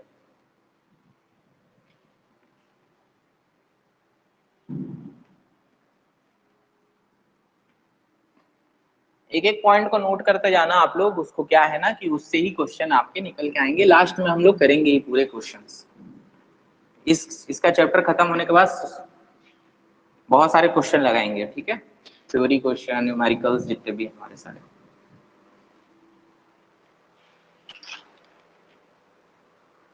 अब देखो जीरोथ लॉ ऑफ थर्मोडायनेमिक्स को समझ जाओगे आप लोग क्या है। सिलेबस में दिया है ये, जीरो लॉ ऑफ थर्मोडायनेमिक्स।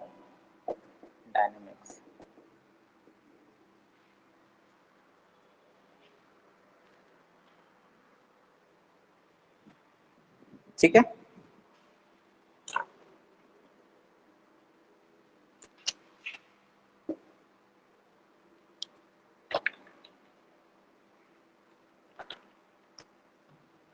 चलिए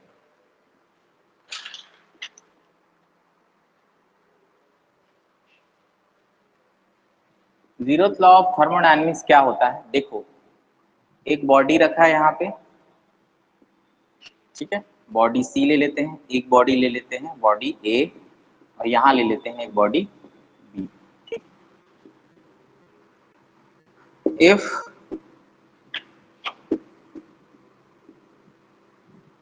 if body, zeroth of thermodynamics, if body A is in thermal equilibrium with body C, and if body B is in thermal equilibrium with body C, then A and B is in thermal equilibrium।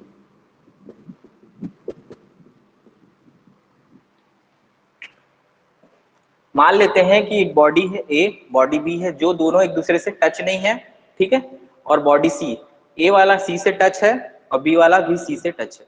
तो ए वाला और सी वाला अगर thermal equilibrium में है, मतलब if a body A is in thermal equilibrium with body C, और अगर बी वाला सी वाले से थर्मल इक्विलिब्रियम में है, ठीक है, ठीक है, and if body B is in thermal equilibrium with body C, तो सीधी बात है, जब ये इससे थर्मल इक्विलिब्रियम में है, ये वाला इससे थर्मल इक्विलिब्रियम में है, तो ये दोनों एक दूसरे से थर्मल इक्विलिब्रियम में होंगे, और यही कहता है जीरोथ लॉ ऑफ थर्मोडायनेमिक्स।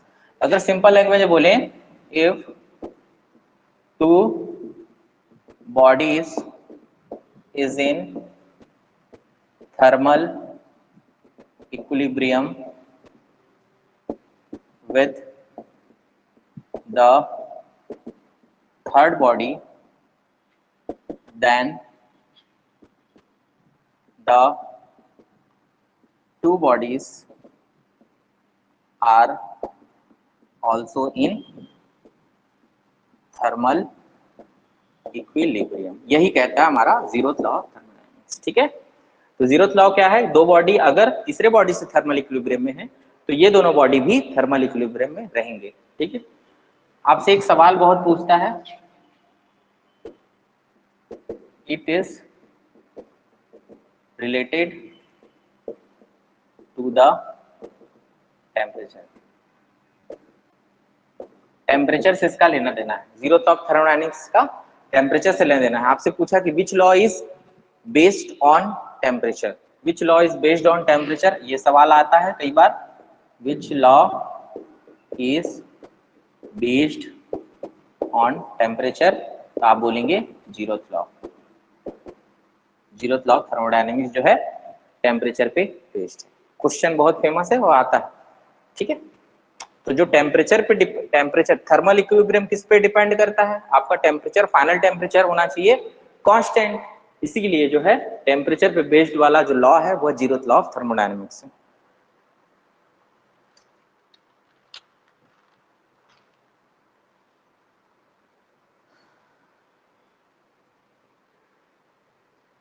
ठीक है, नोट डाउन कर लीजिए।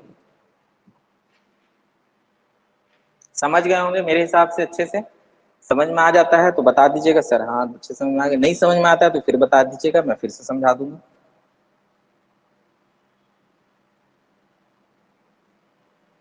ठीक है, बहुत जल्दी कोर्स खत्म हो जाएगा, इसलिए क्लास रेगुलर अटेंड करिए। 2-2 घंटे 3-3 घंटे क्लास रहेगी पर डे। ठीक है, और हो सकती है आगे चल के वो 2 पार्ट में डिवाइड हो जाए। तो रेगुलर क्लास अटेंड करिएगा, नोट्स को अच्छे से बनाते जाइएगा। अभी तो बेसिक चालू हो रहा है, देखना धीरे धीरे करके हम लोग बहुत आगे जल्दी से निकल जाएंगे। ये 4 से 5 दिन लगेगा, मैक्स टू मैक्स 4 दिन लगेगा, आपको थर्मोडायनेमिक्स और साइकिल्स खत्म हो जाएगा।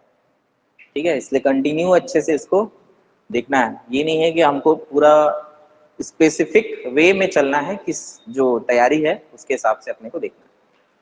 चलिए आगे चल रहे हैं, हम लोग स्टेट के बारे में पढ़ेंगे, थर्मोडायनेमिक स्टेट।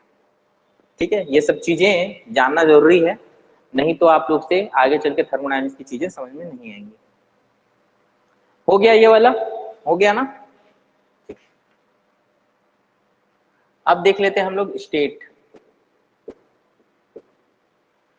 स्टेट क्या है?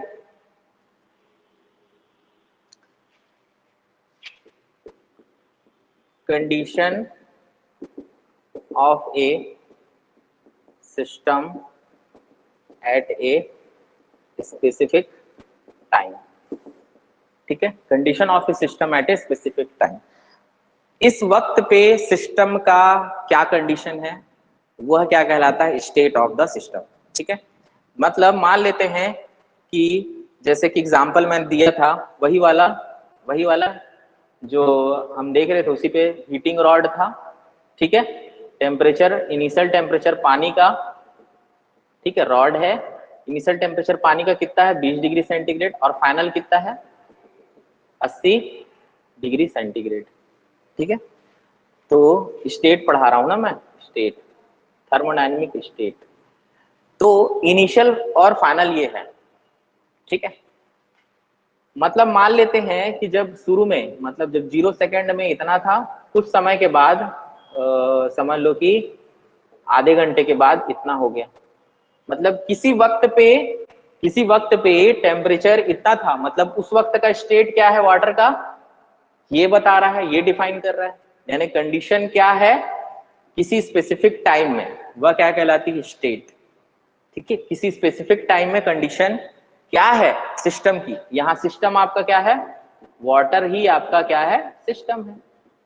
इस सिस्टम का किसी वक्त पे क्या कंडीशन है, वह क्या कहलाता है? स्टेट। मतलब इनिशियल स्टेट बोलेंगे इसको फाइनल स्टेट बोलेंगे। लेकिन स्टेट को डिफाइन करने के लिए minimum 2 properties are required to define state। कम से कम 2 प्रॉपर्टी चाहिए, कम से कम 2 प्रॉपर्टी, मतलब 2 प्रॉपर्टी चाहिए ही चाहिए कम से कम डिफाइन करने के लिए। यहां पे आपको दिख रहा है कि पानी का मात्रा ना तो घट रहा है ना बढ़ रहा है, मतलब क्या है? Constant volume. इसको मैं अगर डायग्राम में बताऊं, ये वॉल्यूम ले लेते हैं, इधर टेम्परेचर ले लेते हैं। ये क्या है मेरा? टेम्परेचर, ये है वॉल्यूम। देखो डायग्राम में कैसे दिखेगा। ठीक है, टेम्परेचर है ये, और ये है वॉल्यूम। ठीक है, ये वाला आपका ऑर्डिनेट टेम्परेचर, साइसा में हमारा वॉल्यूम। ठीक है, तो यहाँ पे देख रहे हैं कांस्टेंट वॉल्यूम है। ये क्या है? Constant volume. मतलब वॉल्यूम बदलाव नहीं हो रहा है, मतलब पानी अगर 2 लीटर है तो 2 लीटर ही है, बस पानी गर्म कर रहे हैं। ठीक है, अब वो मत देखना कि भाई हाँ भाप बन के उड़ रहा है तो कम हो रहा है, वो चीज नहीं मैटर करता। मैटर ये कर रहा है कि कुछ कंडीशन को हमको एज्यूम करके चलना पड़ता है। हाँ, कांस्टेंट वॉल्यूम है, इतना है पानी। अब यहाँ पे देख रहे हैं कि पहला कंडीशन में कितना तापमान था? पहले कंडीशन में कितना तापमान था भाई? 20 डिग्री सेंटीग्रेड। ये टेम्परेचर वाला लाइन है, तो 20 डिग्री सेंटीग्रेड। कुछ समय के बाद दूसरे जो फाइनल स्टेट आ गया, 80 डिग्री सेंटीग्रेड हो गया। ठीक है, 80 डिग्री सेंटीग्रेड हो गया। तो मैं इसको बोलूंगा क्या है? स्टेट 1। इसको बोलूंगा स्टेट 2। और इस स्टेट को डिफाइन क्या करेगा? इस जगह का मान लो कि 2 लीटर है, 2 लीटर वॉल्यूम है, 2 लीटर, तो 2 लीटर ही बदला नहीं, 2 लीटर को ही हम क्या किए? 20 डिग्री से 80 डिग्री लेके गए। मतलब कांस्टेंट वॉल्यूम में हम कितना लेके गए? इसका मतलब एक तो वॉल्यूम चाहिए, एक टेम्परेचर चाहिए। इस कंडीशन को डिफाइन, इस स्टेट को डिफाइन करने के लिए हमको 2 प्रॉपर्टी मिनिमम चाहिए, और उससे ज्यादा भी ले सकते हैं। मिनिमम 2 चाहिए, कम से कम 2 चाहिए। ये भी क्वेश्चन अराइज हो सकता है। इस स्टेट को डिफाइन करने के लिए 2 प्रॉपर्टी चाहिए रहती है, ठीक है, मिनिमम। उसको नोट डाउन कर लीजिए। और अब हम इसके बाद इसको इधर से हटा देते हैं।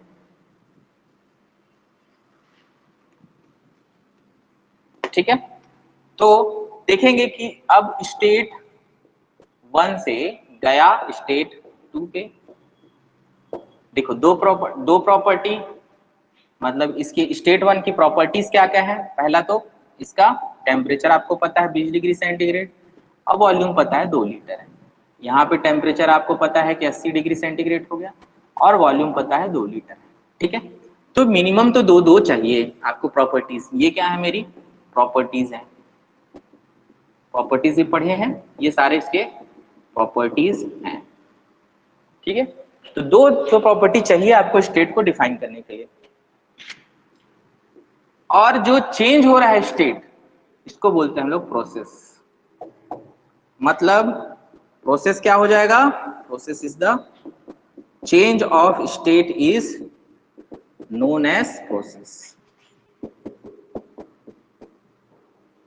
Known as process. ठीक है, जैसे चेंज हुआ प्रोसेस, मतलब स्टेट 1 से स्टेट 2 गया, मतलब ये वाला क्या है, 1 से 2 क्या बोलेंगे हम लोग, प्रोसेस। 1 से 2 को क्या बोलेंगे हम लोग, प्रोसेस। 1 से 2 की तरफ गया, ये प्रोसेस है। अब वो कैसा भी प्रोसेस हो सकता है, उसको एक एक करके पढ़ेंगे। ठीक है, प्रोसेस को मैं बेसिकली बेसिक टर्म्स में बोलूं तो प्रोसेस अलग अलग प्रोसेस है। पहला प्रोसेस होता है रिवर्सिबल प्रोसेस, रिवर्सिबल प्रोसेस।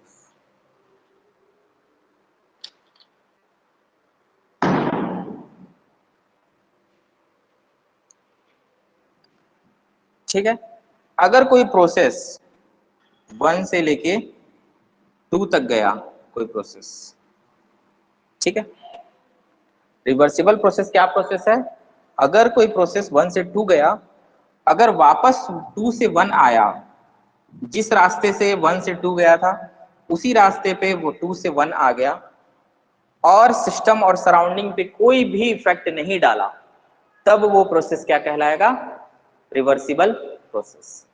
फिर से बता रहा हूं, अगर 1 से 2 गया प्रोसेस, ठीक है, पहला 1 से 2 गया, लेकिन जब उसको वापस आना रहा तो 2 से 1 आएगा। ठीक है, तो 1 से 2 गया, 1 से 2 गया, ठीक है, और 2 से 1 आया, तो दोनों का जो है आपका सेम आएगा, रिवर्सिबल प्रोसेस। ठीक है,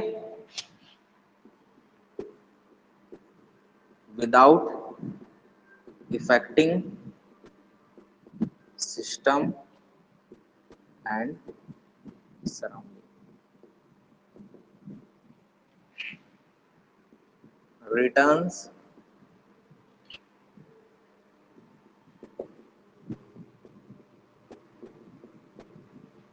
ठीक है, returns in the same path, वापस उसी पाथ पे लौटेगा, returns in the same path without affecting system और सराउंडिंग। सिस्टम और सराउंडिंग के कोई भी बदलाव, बिना बदलाव लाए वह वापस लौट आएगा। मतलब आपका कंडीशन जो है जैसा शुरू में था आखिरी में भी वैसा ही रहेगा। ठीक है, ये बोल सकते हैं इन विच both system and surrounding returns to their original state। ठीक है, ओरिजिनल स्टेट में वापस लौट आएंगे, मतलब 1 में ही आ जाएगा वापस, जैसा शुरू में था वैसा ही एज इट इज हो जाएगा। ऐसे प्रोसेस को क्या बोलते हैं हम लोग, रिवर्सिबल प्रोसेस। ऐसे प्रोसेस क्या बोलते हैं, रिवर्सिबल प्रोसेस। ठीक है, ऐसे प्रोसेस को क्या बोलते हैं, रिवर्सिबल प्रोसेस। चलिए आगे बताते जा रहा हूं मैं आपको रिवर्सिबल प्रोसेस के लिए और क्या क्या चीज हो सकती है। At each instant the reversible process is in thermodynamic equilibrium। एक एक पॉइंट जो है ना मेरा, वो एक एक क्वेश्चन बन के आ सकता है, ठीक है। Is in thermodynamic equilibrium, it is very slow process, या बोल सकते हैं it is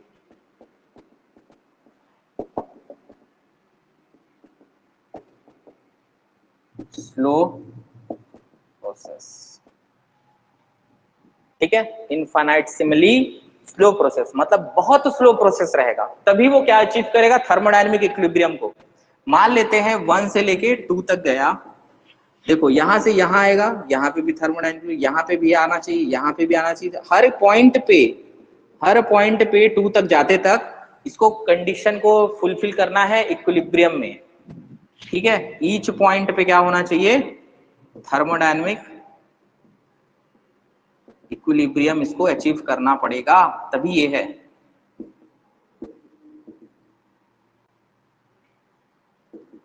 it is an ideal process, मतलब no actual process is reversible. ऐसा दुनिया में कोई प्रोसेस नहीं है जो रिवर्सिबल है, ऐसा कोई भी प्रोसेस नहीं है, ठीक है। मतलब कोई भी ऐसा आइडियल, ऐसा कोई भी दुनिया में कोई भी प्रोसेस नहीं है जो थर्मोडायनेमिक इक्विलिब्रियम हर पॉइंट पे अचीव कर पाए, तो ऐसा प्रोसेस कुछ भी नहीं होता, ठीक है। सिर्फ क्वासीस्टैटिक प्रोसेस है जो 99% जो है आपका अचीव कर पाता है, इसलिए उसको भी बोल देते हैं हम लोग रिवर्सिबल प्रोसेस, ठीक है। तो रिवर्सिबल प्रोसेस समझ गए, ईच इंस्टेंट पे आपका रिवर्सिबल प्रोसेस तभी होगा जब थर्मोडायनेमिक इक्विलिब्रियम में आए, और बहुत स्लो होता है, बहुत स्लो प्रोसेस है, बहुत स्लो। तो आपसे क्वेश्चन सवाल पूछता है reversible process is very slow process, ठीक है, या quasistatic process is very slow process, उसको बारे में बता रहे हैं। चलिए इतना नोट डाउन करिए, फिर हम लोग दूसरा प्रोसेस देखते हैं जो है irreversible.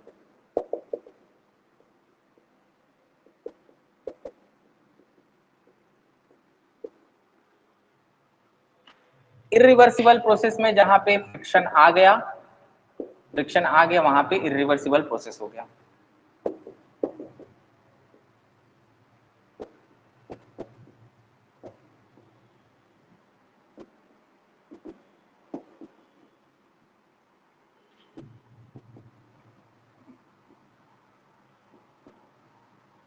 There is some change in system and surrounding. Process which is not reversible is known as reversible, समझ गए। अब जो भी रिवर्सिबल नहीं होगा वह इर्रिवर्सिबल प्रोसेस है। ऑल एक्चुअल प्रोसेसेस किसी आइडियल कंडीशन पे रिवर्सिबल होता है, बट ऑल एक्चुअल प्रोसेस जो है रिवर्सिबल है। कुछ ना कुछ फ्रिक्शन होगा, हमेशा थर्मोडायनेमिक इक्विलिब्रियम में नहीं आएंगे, ठीक है। कुछ ना कुछ बदलाव आएगा सिस्टम और सराउंडिंग में, प्रोसेस जो है रिवर्सिबल जो नहीं होंगे वह क्या कहलाएंगे, इर्रिवर्सिबल प्रोसेस, ठीक है। तो चलिए नोट डाउन करते जाइए, एक एक पॉइंट जो है इंपॉर्टेंट है, ये पॉइंट, ये पॉइंट, ये पॉइंट, ये पॉइंट, जहां फ्रिक्शन कहीं ना कहीं लगेगा, इस वजह से क्या है वो रिवर्स, जितने भी फ्रिक्शन वाले प्रोसेस सब इर्रिवर्सिबल, ठीक। जहां फ्रिक्शन हुआ, जहां घर्षण हुआ, वहां पे इर्रिवर्सिबल प्रोसेस, ठीक। चलिए नोट डाउन करिए।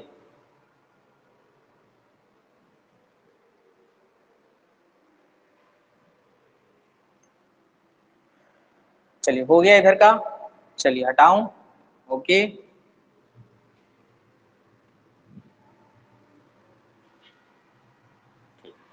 अब तीसरा जो है वह है quasi static process.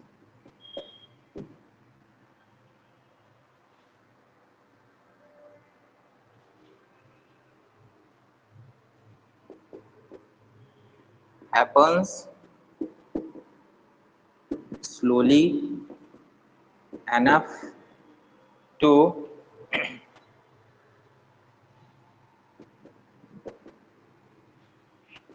the system to remain in internal physical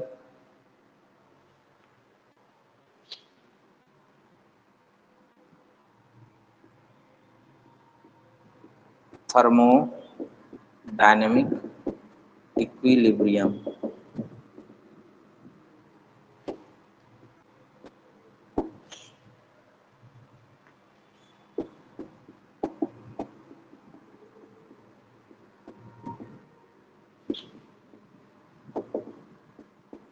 ठीक है, इसको नोट डाउन करिए, फिर मैं बता रहा हूं क्या है। देखिए, ये भी स्लो हैपन करेगा, बहुत स्लोली होगा। मतलब आप ये मान चलो ये भी रिवर्सिबल प्रोसेस माना जा सकता है, रिवर्सिबल प्रोसेस है, लेकिन 99.99% केस में 99.99% केस में ये रिवर्सिबल माना जा सकता है। इसको मानते ही हम लोग रिवर्सिबल। एक्चुअल प्रोसेस है ये, एक्चुअली है जो आखिरी तक रिवर्सिबल हो सकता है। प्योरली रिवर्सिबल दुनिया में कोई भी प्रोसेस नहीं है, लेकिन जो लगभग रिवर्सिबल है वह है क्वासीस्टैटिक प्रोसेस। देखो बहुत स्लो ये भी होता है क्योंकि रिवर्सिबल के नजदीक है, बहुत लगभग लगभग 99% तक जो जा रहा है उसको हम लोग बोलेंगे क्वासीस्टैटिक प्रोसेस। 99% तक थोड़ा मोड़ा कहीं ना कहीं कुछ गलती हो सकती है। देखो हर जगह थर्मोडायनामिक इक्विलिब्रियम अचीव करेगा, बट कहां पे बदलाव, कहां पे चेंज हो सकता है, केमिकल इक्विलिब्रियम में वह थोड़ा सा कहीं ना कहीं कुछ केमिकल बदलाव हो सकते हैं।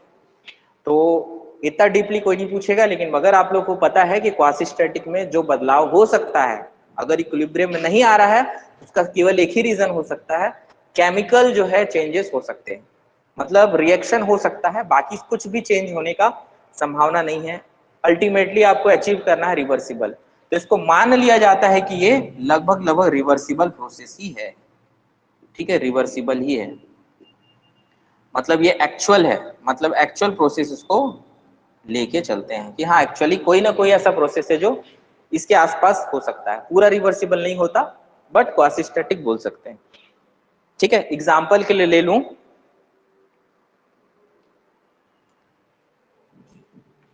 एग्जाम्पल के लिए लूं क्वासीस्टैटिक प्रोसेस का example, mixture of oxygen and hydrogen. ठीक है, mixture of oxygen and hydrogen, यहां पे क्या होता है, pressure of gas remains constant. हमेशा आप नाप के देख लेना कि ऑक्सीजन और हाइड्रोजन को मिक्स करने से हमेशा प्रेशर जो गैस का रहेगा वह कांस्टेंट रहेगा, चेंज नहीं होगा, हमेशा कांस्टेंट रहेगा। तो क्वासीस्टैटिक प्रोसेस का सबसे अच्छा वाला एग्जांपल जो है ऑक्सीजन और हाइड्रोजन का मिक्सचर बोल सकते हो। ठीक है, तो प्रेशर यहाँ पे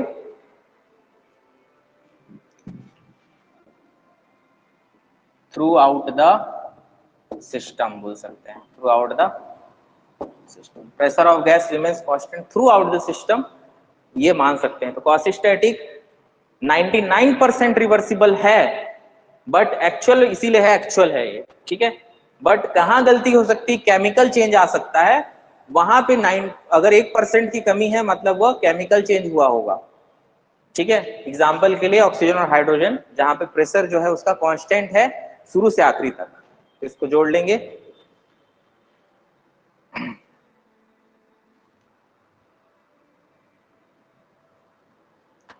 चलिए नोट हो जाएगा तो बताइएगा, फिर आगे बढ़ते हैं। बहुत अब आ रहे हैं थर्मोडायनेमिक्स के मेन हिस्सों में। अब यहाँ तक बेसिक कंसेप्ट था, यहाँ तक बेसिक कंसेप्ट था। अब जो भी चीज है हम लोग स्पेशली अब मेन, अब जो टॉपिक्स हैं वो आने वाले हैं। ठीक है, जितने प्रोसेस हैं हमारे, constant volume process, constant pressure process, वो सारे अब आने वाले हैं, तो उसको नोट डाउन जल्दी जल्दी कर लीजिए।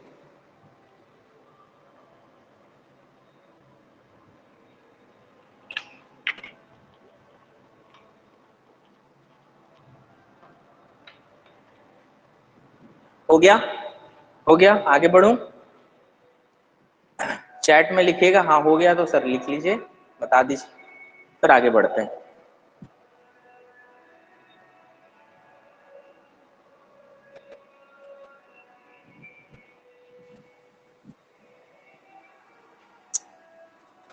ठीक है, चलिए आगे बढ़ते हैं हम लोग।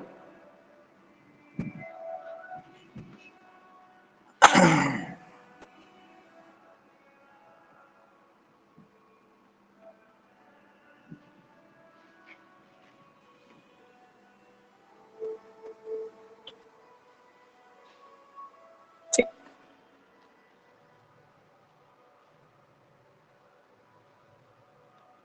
चलिए अब जो भी बातें करेंगे हम लोग आइडियल गैस के, आइडियल गैस का थोड़ा सा जितने भी लॉ हैं,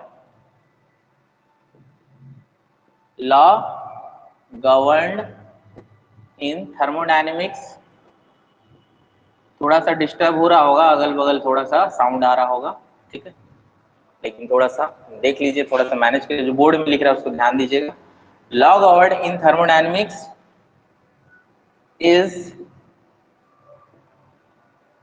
generally for ideal gas, ideal gas के लिए होता है, जितने प्रोसेस है हमारे, ठीक है, आइडियल गैस के लिए होते हैं। आइडियल गैस के लिए मैं सिंपल सा चीज बता दे रहा हूं, आइडियल गैस जो होता है, एक चीज तो याद रखिए, ये एकदम बेहतरीन वाला पॉइंट आपके लिए लिखा रहा हूं कि इसको याद रखिएगा, बहुत क्वेश्चन पूछता है कि रियल गैस को हम लोग आइडियल गैस की तरह ट्रीट कब कर सकते हैं। Real gas, real gas behaves like ideal gas at high temperature and low pressure। High temperature और लो प्रेशर में क्या होगा, रियल गैस कैसा बिहेव करेगा, आइडियल गैस की तरह। हकीकत में तो हमारे पास रियल गैस है, लेकिन हम लोग उसके टेम्परेचर को हाई और प्रेशर को लो करके हम लोग स्टडी करते हैं थर्मोडायनेमिक्स में। तो याद रखिए कि रियल गैस कैसा बिहेव करता है, आइडियल गैस की तरफ कब बिहेव करेगा, जब हाई टेम्परेचर और लो प्रेशर में रहेगा। ठीक है, ये इंपॉर्टेंट पॉइंट है, एक सवाल बहुत आने का संभावना है, बहुत बार पूछता है ये सवाल। आइडियल गैस का equation,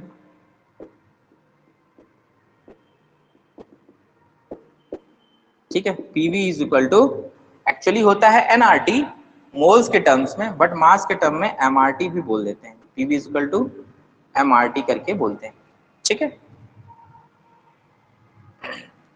PV is equal to MRT, यहाँ पे हम लोग जो पढ़ेंगे उस हिसाब से मास वाले टर्म्स पढ़ेंगे। ठीक है, तो PV is equal to MRT के फिर रहता है ना, जहाँ पे पी क्या है आपका प्रेशर है, वी क्या है वॉल्यूम है, ठीक है, एम क्या है मास है,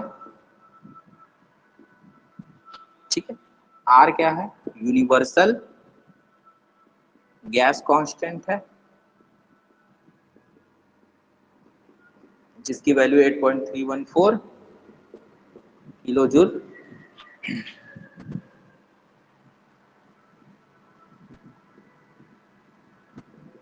जूल पर मोल केल्विन। ठीक है,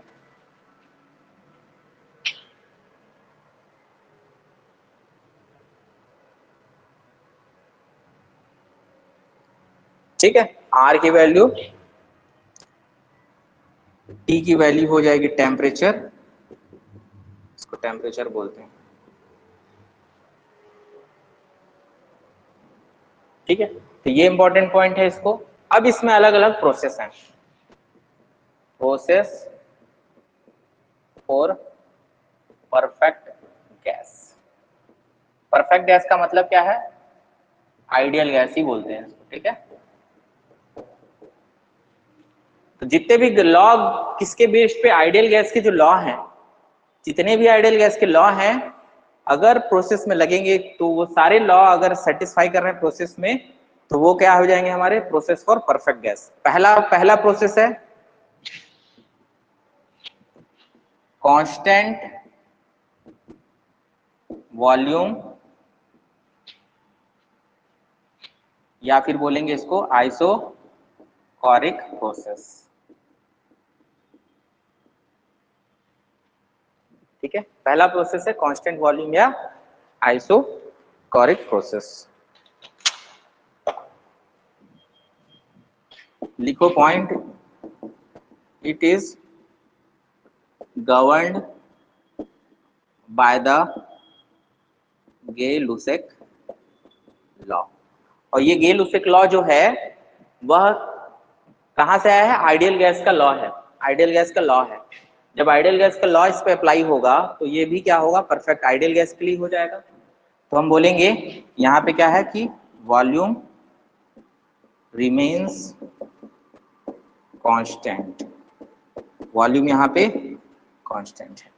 अगर आप अप्लाई करेंगे, अगर आप अप्लाई करेंगे पीवी इज इक्वल टू, जब ये गे-लुसेक लॉ आपका आइडियल गैस के लिए, तो आइडियल गैस इक्वेशन लगा सकते हो MRT, ठीक है। प्रोसेस 1 से लेके प्रोसेस 2 तक, स्टेट 1 से लेके स्टेट 2 तक, मतलब प्रोसेस, क्योंकि प्रोसेस क्या होता है? Process is change of state. क्या है? चेंज ऑफ स्टेट है। तो स्टेट मतलब 1 से 2, 1 से 2, 1 से 2। तो 1 के लिए स्टेट 1 से लेके स्टेट 1 के लिए क्या होगा? P1 V1 is equal to MRT1। State 2 के लिए क्या होगा? P2 V2 is equal to MRT2 होगा, क्योंकि मास तो कांस्टेंट रहेगा, मास में बदलाव नहीं होगा। कभी भी मास चेंज होता नहीं है, वेट चेंज हो सकता है, मास चेंज नहीं होता, ठीक है। मास चेंज नहीं है यहाँ पे, ठीक है। जैसे तो ये हो गया हमारा। अब मैं इसको यहाँ पे आपको बता रहा हूँ, ठीक। तो ये हो गया, मान लो इसको 1 ले लो, इसको मान लो 2 ले लो। जैसा कि आपको पता है कि वॉल्यूम यहाँ पे कांस्टेंट है, इसका मतलब V1 is equal to V2 है कांस्टेंट वॉल्यूम में। तो P1 V1 is equal to MRT1 और P2 V2 is equal to MRT2। दोनों को डिवाइड कर दो, दोनों को डिवाइड कर देंगे एक बार इक्वेशन आने के लिए। तो हमारा V1 V2 कैंसिल रहेगा, क्योंकि MR MR कैंसिल होगा, मतलब P1 by P2 is equal to T1 by T2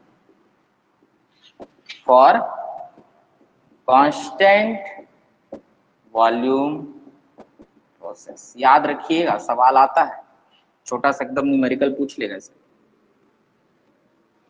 ठीक है। P1 by P2 is equal to T1 by T2। इसका अगर मैं पीवी डायग्राम देखूंगा तो पीवी डायग्राम में प्रेशर स्टेट 1 से लेके स्टेट 2 तक कांस्टेंट रहेगा, प्रेशर कांस्टेंट रहेगा, ऐसा बनेगा इसका डायग्राम, ठीक है। गलती कर दिया यहाँ, वॉल्यूम कांस्टेंट है तो 1 से लेके 2 जाएगा, ठीक है, वॉल्यूम कांस्टेंट रहेगा। ये है आपका पीवी डायग्राम,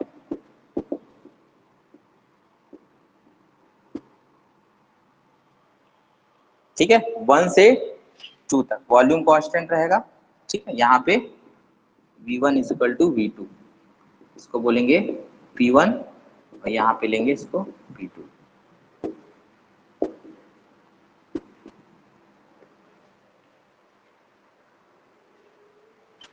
चलिए नोट डाउन करिए, समझ में आ गया क्यों आइडियल गैस इक्वेशन लिया? क्योंकि लॉ ही है, आइडियल गैस का निकला हुआ लॉ है, इसको यूज किए हैं तो आइडियल गैस इक्वेशन यूज कर सकते हैं। स्टेट 1 के लिए ये, स्टेट 2 के लिए, प्रोसेस 1 से 2 हम बोलेंगे प्रोसेस 1 से 2, प्रोसेस है 1 से 2, ठीक है।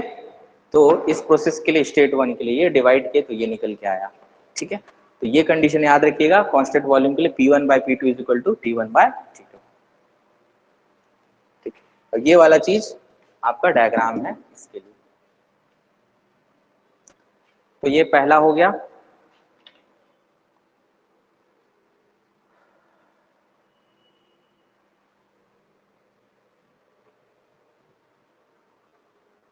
और गारंटी दे रहा हूं कि अगर आप सीरियसली इस क्लास को अटेंड कर रहे हो, अच्छे से कर रहे हो, नोट्स तैयार कर रहे हो, तो कहीं भी अगर मैं बाहर का इससे पूछेगा नहीं आप लोग का, तो पता है कि सिलेबस इससे ऊपर नहीं जा सकता, जितना है सिलेबस के अंदर का है इससे ऊपर नहीं जाएगा, ठीक है। क्योंकि ये बेसिकली देखा जाए जो डिफाइंड सिलेबस है वहां तक ही ये पहुंचेगा, उससे ऊपर नहीं जाएगा। तो आप लोग अच्छे से करिए तभी ये हो जाएगा, ठीक है। चलिए दूसरा देखते हैं, constant pressure process. Constant pressure process,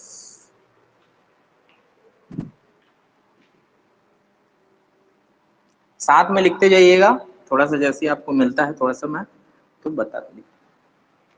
दूसरा है मेरा constant pressure process, constant pressure process. ठीक है,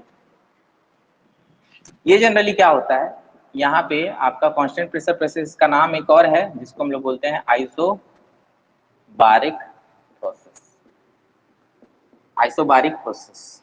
ठीक है, तो यहाँ हम लोग देख रहे हैं it is governed by Charles law.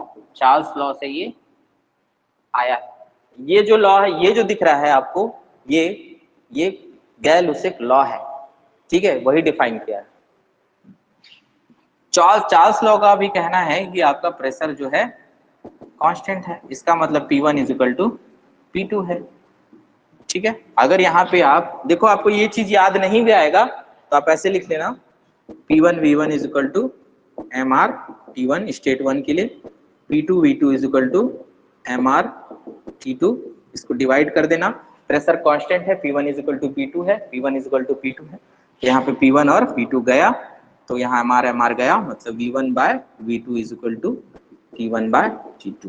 ठीक है, ये कांस्टेंट प्रेशर के लिए आ जाएगा, कांस्टेंट प्रेशर के लिए। ठीक है, इसका अगर पीवी डायग्राम देखूं, पीवी डायग्राम, तो यहाँ पे इस तरीके से स्टेट 1 से लेके स्टेट 2 तक का प्रोसेस कांस्टेंट प्रेशर प्रोसेस है, मतलब चेंज ऑफ स्टेट, मतलब ये आपका P1 is equal to P2 है, और यहाँ पे आपका वॉल्यूम जो है चेंज हो रहा है। ठीक है, V1 बाय, ये पीवी डायग्राम।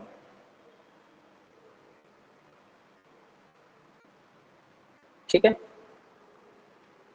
बहुत ज्यादा कठिन नहीं है, बस आपको समझ जाना है कि क्या हो रहा है।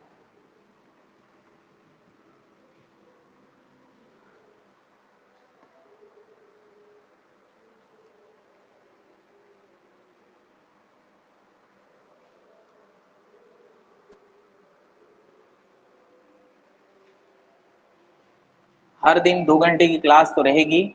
ठीक है, जैसे 6:15 से चालू हुआ है तो लगभग 8:15 तक क्लास चलेगा। ठीक है, तो आप लोग अच्छे से आइए।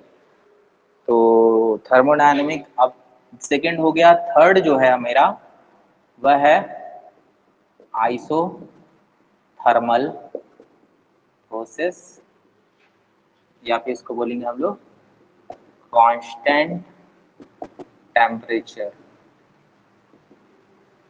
प्रोसेस, कांस्टेंट टेम्परेचर प्रोसेस या फिर आइसोथर्मल प्रोसेस, जहां पे टेम्परेचर जो है कांस्टेंट रहेगा। ठीक है, यहाँ भी कुछ नहीं करना है आपको ज्यादा दिमाग नहीं लगाना है, बस इतना है कि P1 V1 is equal to MR T1 इसको लिख देना, P2 V2 is equal to MR T2 लिख देना, बटा कर देना। ठीक है, सीधा बात है कि देखो temperature constant PV is equal to MRT। ठीक है, यहाँ ध्यान देना क्या निकल के आ रहा है, MRT। तो ये भी कांस्टेंट है, M भी कांस्टेंट है, R भी कांस्टेंट है, T भी कांस्टेंट है, इसका मतलब PV is equal to constant, ये भी निकल के आ गया। तो PV is equal to constant, कौन सा प्रोसेस है, आइसोथर्मल, याद रखिएगा इस चीज को। आइसोथर्मल प्रोसेस के लिए PV is equal to constant. तो यहाँ से दिख रहा है T1 ये गया, सब गया। ठीक है, तो P1 V1 is equal to P2 V2। ठीक है, P1 V1 is equal to P2 V2 किसके लिए, आइसोथर्मल प्रोसेस के लिए। आइसोथर्मल प्रोसेस के लिए P1 V1 is equal to P2 V2। PV constant वो वाला कौन सा प्रोसेस है, PV कांस्टेंट वाला आइसोथर्मल प्रोसेस। ठीक है, इसके लिए देखिएगा, इसके लिए PV का जो डायग्राम बनता है, ठीक है, PV का जो डायग्राम होता है वह इस तरीके से बनता है। ठीक है, 1 से लेके 2 तक। ठीक है, कैसा डायग्राम, किस शेप का बनता है, रेक्टेंगुलर हाइपरबोला। किस शेप का बना, रेक्टेंगुलर हाइपरबोला शेप का। ठीक है, mx इक्वल टू सी। ठीक है, मैथ्स में पढ़े होंगे, mx equal to C, rectangular hyperbola वाला condition, PV is equal to constant, PV is equal to constant, वही चीज है यहाँ पे। ठीक है, इसलिए इस शेप का बना, इस शेप का बना, क्योंकि ये इस तरीके से डिफाइन है, रेक्टेंगुलर हाइपरबोला। ठीक है, ऐसा जाता है, ऐसा।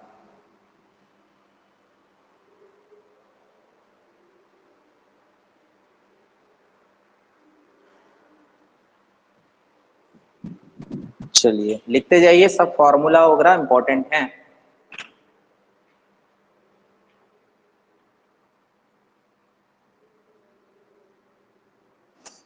ठीक, चलिए आगे बढ़ते हैं।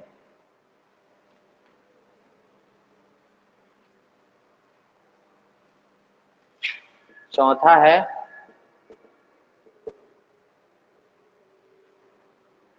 देखो, एक चीज याद रखना है, जितने प्रोसेस हैं सब हम लोग पढ़ रहे हैं आइडियल गैस के लिए। तो आइडियल गैस का मतलब है वह रिवर्सिबल फॉलो अप करेगा, तो जितने हैं सारे के सारे रिवर्सिबल कंडीशन के लिए ही हैं।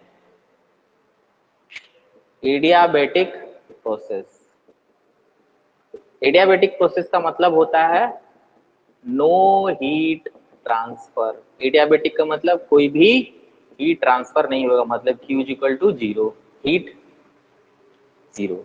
ठीक है, और ये जो है ये लॉ, अच्छा इस ये वाला लॉ जो है, एक चीज और लिख लेना, isothermal is govern by Boyle's law. Boyle's law के हिसाब से ये दिया गया है।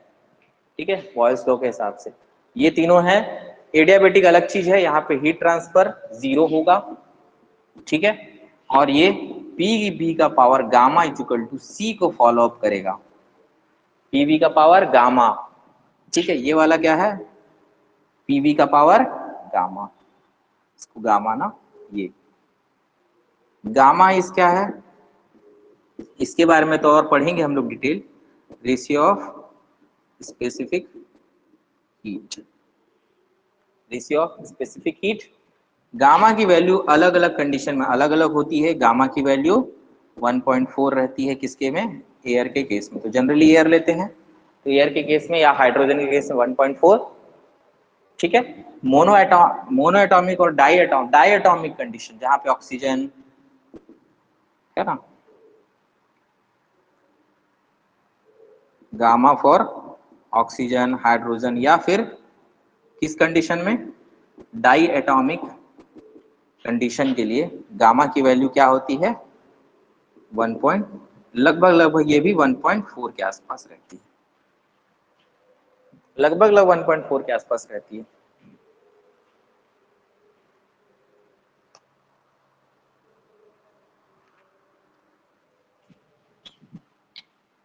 गामा फॉर मोनो एटॉमिक, इसको बाद में तो बताऊंगा ही। गामा की वैल्यू जो रहती है, गामा क्या है, gamma is equal to CP बटा सीवी। ठीक है, इसको इसका हम लोग पढ़ेंगे जब स्पेसिफिक हीट पढ़ेंगे ना, वहां इसको थोड़ा डिटेल पढ़ेंगे। बस आप इतना अंदाजा लगा देना, गामा है स्पेसिफिक हीट का रेशियो, गामा का मान एयर के लिए या हाइड्रोजन के लिए लोगे तो आप 1.4 है, और gamma for oxygen, oxygen nitrogen वगैरह ले लो, हाइड्रोजन नहीं, हाइड्रोजन तो इसके लिए होगा। ठीक है, हाइड्रोजन एयर की तरह ही काम करता है। तो ऑक्सीजन नाइट्रोजन जितने डाई एटॉमिक हैं, दो दो एटम वाले जितने भी हैं वह लगभग लगभग 1.4 देगा। और मोनो एटॉमिक जैसे एग्जांपल के लिए हीलियम, नियॉन, आर्गोन, ये सब जो है हमारा गामा इक्वल टू 1.66 के आसपास है, लगभग लगभग 1.66 के आसपास। ठीक है, ये मान आपको पता होना चाहिए, कभी कभी डायरेक्ट आपका वैल्यू भी पूछ सकता है। ठीक, तो पीवी का power gamma is equal to C. ठीक, ये है, और इसका जो है पीवी का power gamma is equal to C है। तो यहाँ पे ध्यान दीजिएगा कि पीवी इसमें जो होगा, इसका इक्वेशन बनता है P2 by P1, P2 is equal to T2 by T1 is equal to P2 by P1 का power gamma minus 1 by gamma is equal to T1 V1 by V2 का पावर गामा माइनस 1। ये relation याद रखिएगा adiabatic के लिए, और adiabatic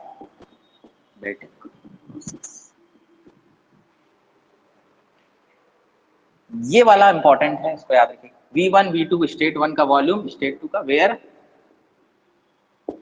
P1 V1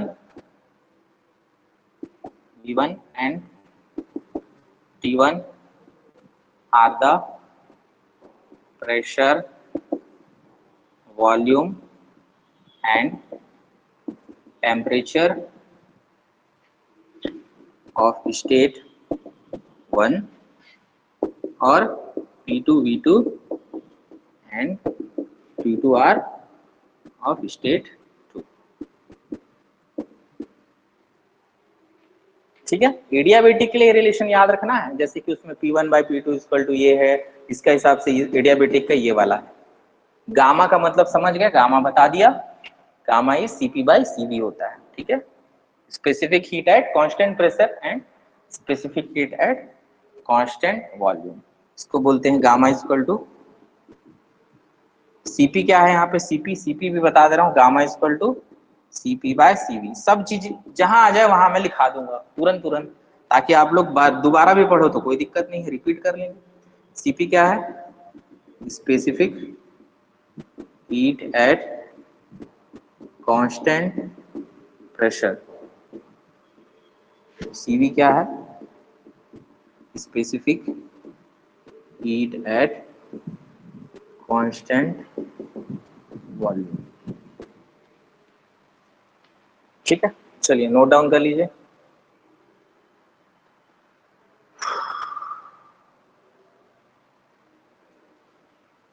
इसका diagram कैसा बनेगा अभी बताते हैं, इसका डायग्राम कैसा बनेगा।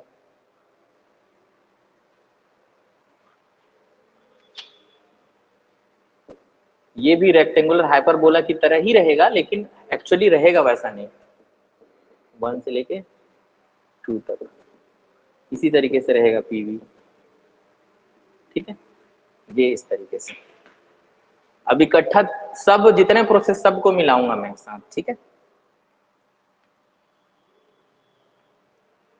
सब प्रोसेस को मिलाएंगे फिर आपको बताएंगे क्या।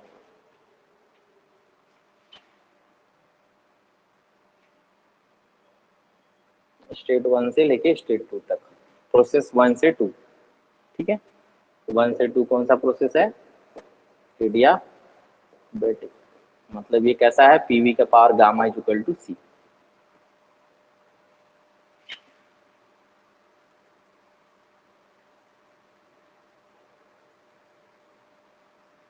आइडियल गैस कौन सा है, आइडियल गैस एयर या हाइड्रोजन को लेते हैं, जनरली एयर को लेते हैं, इसलिए 1.4 रहता है गामा की वैल्यू। तो ज्यादातर आपका use gamma is equal to 1.4 होगा हमेशा। एयर या हाइड्रोजन को मान लेते हैं आइडियल गैस, तो जनरली जो है आपका गामा के वैल्यू ज्यादातर हमेशा यूज करेंगे लगभग 1.4। तो इसको याद रखिए।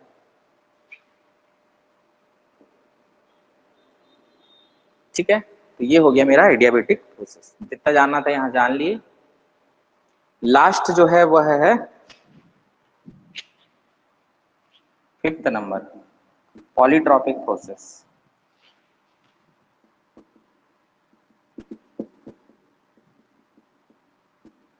इसका ये होता है पीवी का power n is equal to C, PV का power n is equal to सी।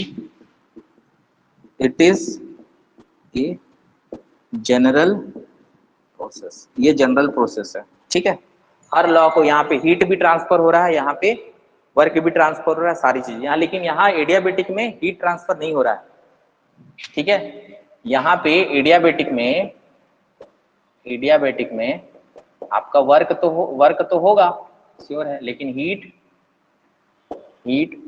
नहीं हो रहा है। ठीक है, लेकिन यहाँ पे देखो सेम टाइप का दिख रहा है, हीट होगा वर्क भी होगा, जनरल प्रोसेस है। इसका भी डायग्राम इसी तरीके से बनेगा, पीवी का power n is equal to constant. n की वैल्यू कुछ भी हो सकती है, n की वैल्यू 1.2 3 4 कुछ भी हो सकती है। ये जनरल प्रोसेस है, सबके लिए एप्लीकेबल है, सबके लिए एप्लीकेबल है 1 से लेके 2 तक। ठीक है, ये जनरल प्रोसेस है, सबके लिए अप्लाई कर सकते हैं। यहाँ वर्क भी होगा और हीट भी ट्रांसफर होगा, मतलब। ठीक है, तो ये जैसा दिख रहा है सेम इस पे लागू कर सकते हो, मतलब इसको सेम यहाँ पे लगा सकते हो। मतलब ये बता सकते हैं कि T2 by T1 is equal to T2 by P1 power n-1 by n is equal to V1 by V2 का पावर n-1।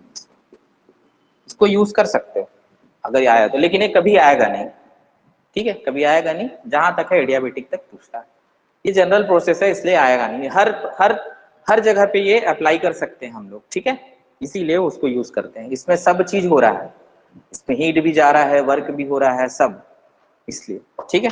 कोई स्पेशल प्रोसेस नहीं है, जनरल प्रोसेस। ठीक है, चलिए नोट डाउन कर लीजिए। फिर आज के लिए इतना ही, फिर कल मैं सबको कंबाइन करूंगा और मैं आप लोग को अच्छे से बताऊंगा कि क्या है, कैसे होगा प्रोसेस का, ठीक है। एक चीज बस आप लोग देखिए, 8:15 हो भी गया और मान के चलिए 2 घंटे क्लास भी हो गया, इतना ही तक था। अब इसके बाद कंटिन्यू करेंगे कल आगे, तो आप लोग इसको जितना भी है अच्छे से रिवीजन करिएगा, क्योंकि चीजें बहुत सारी होते जाएंगी, आपको पता भी नहीं चलेगा, सडनली आपका थर्मोडायनेमिक्स खत्म भी हो जाएगा। तो इसलिए ये सब चीजें जो है फॉर्मूला लिखा गया है, एक एक चीज, हर चीज इंपॉर्टेंट है यहाँ, ठीक है।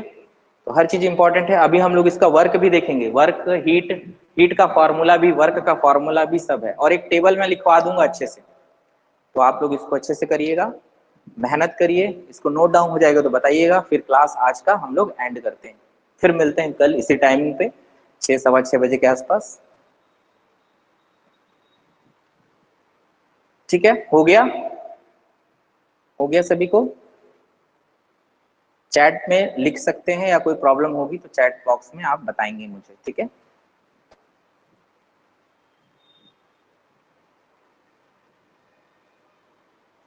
हो गया भूपेंद्र?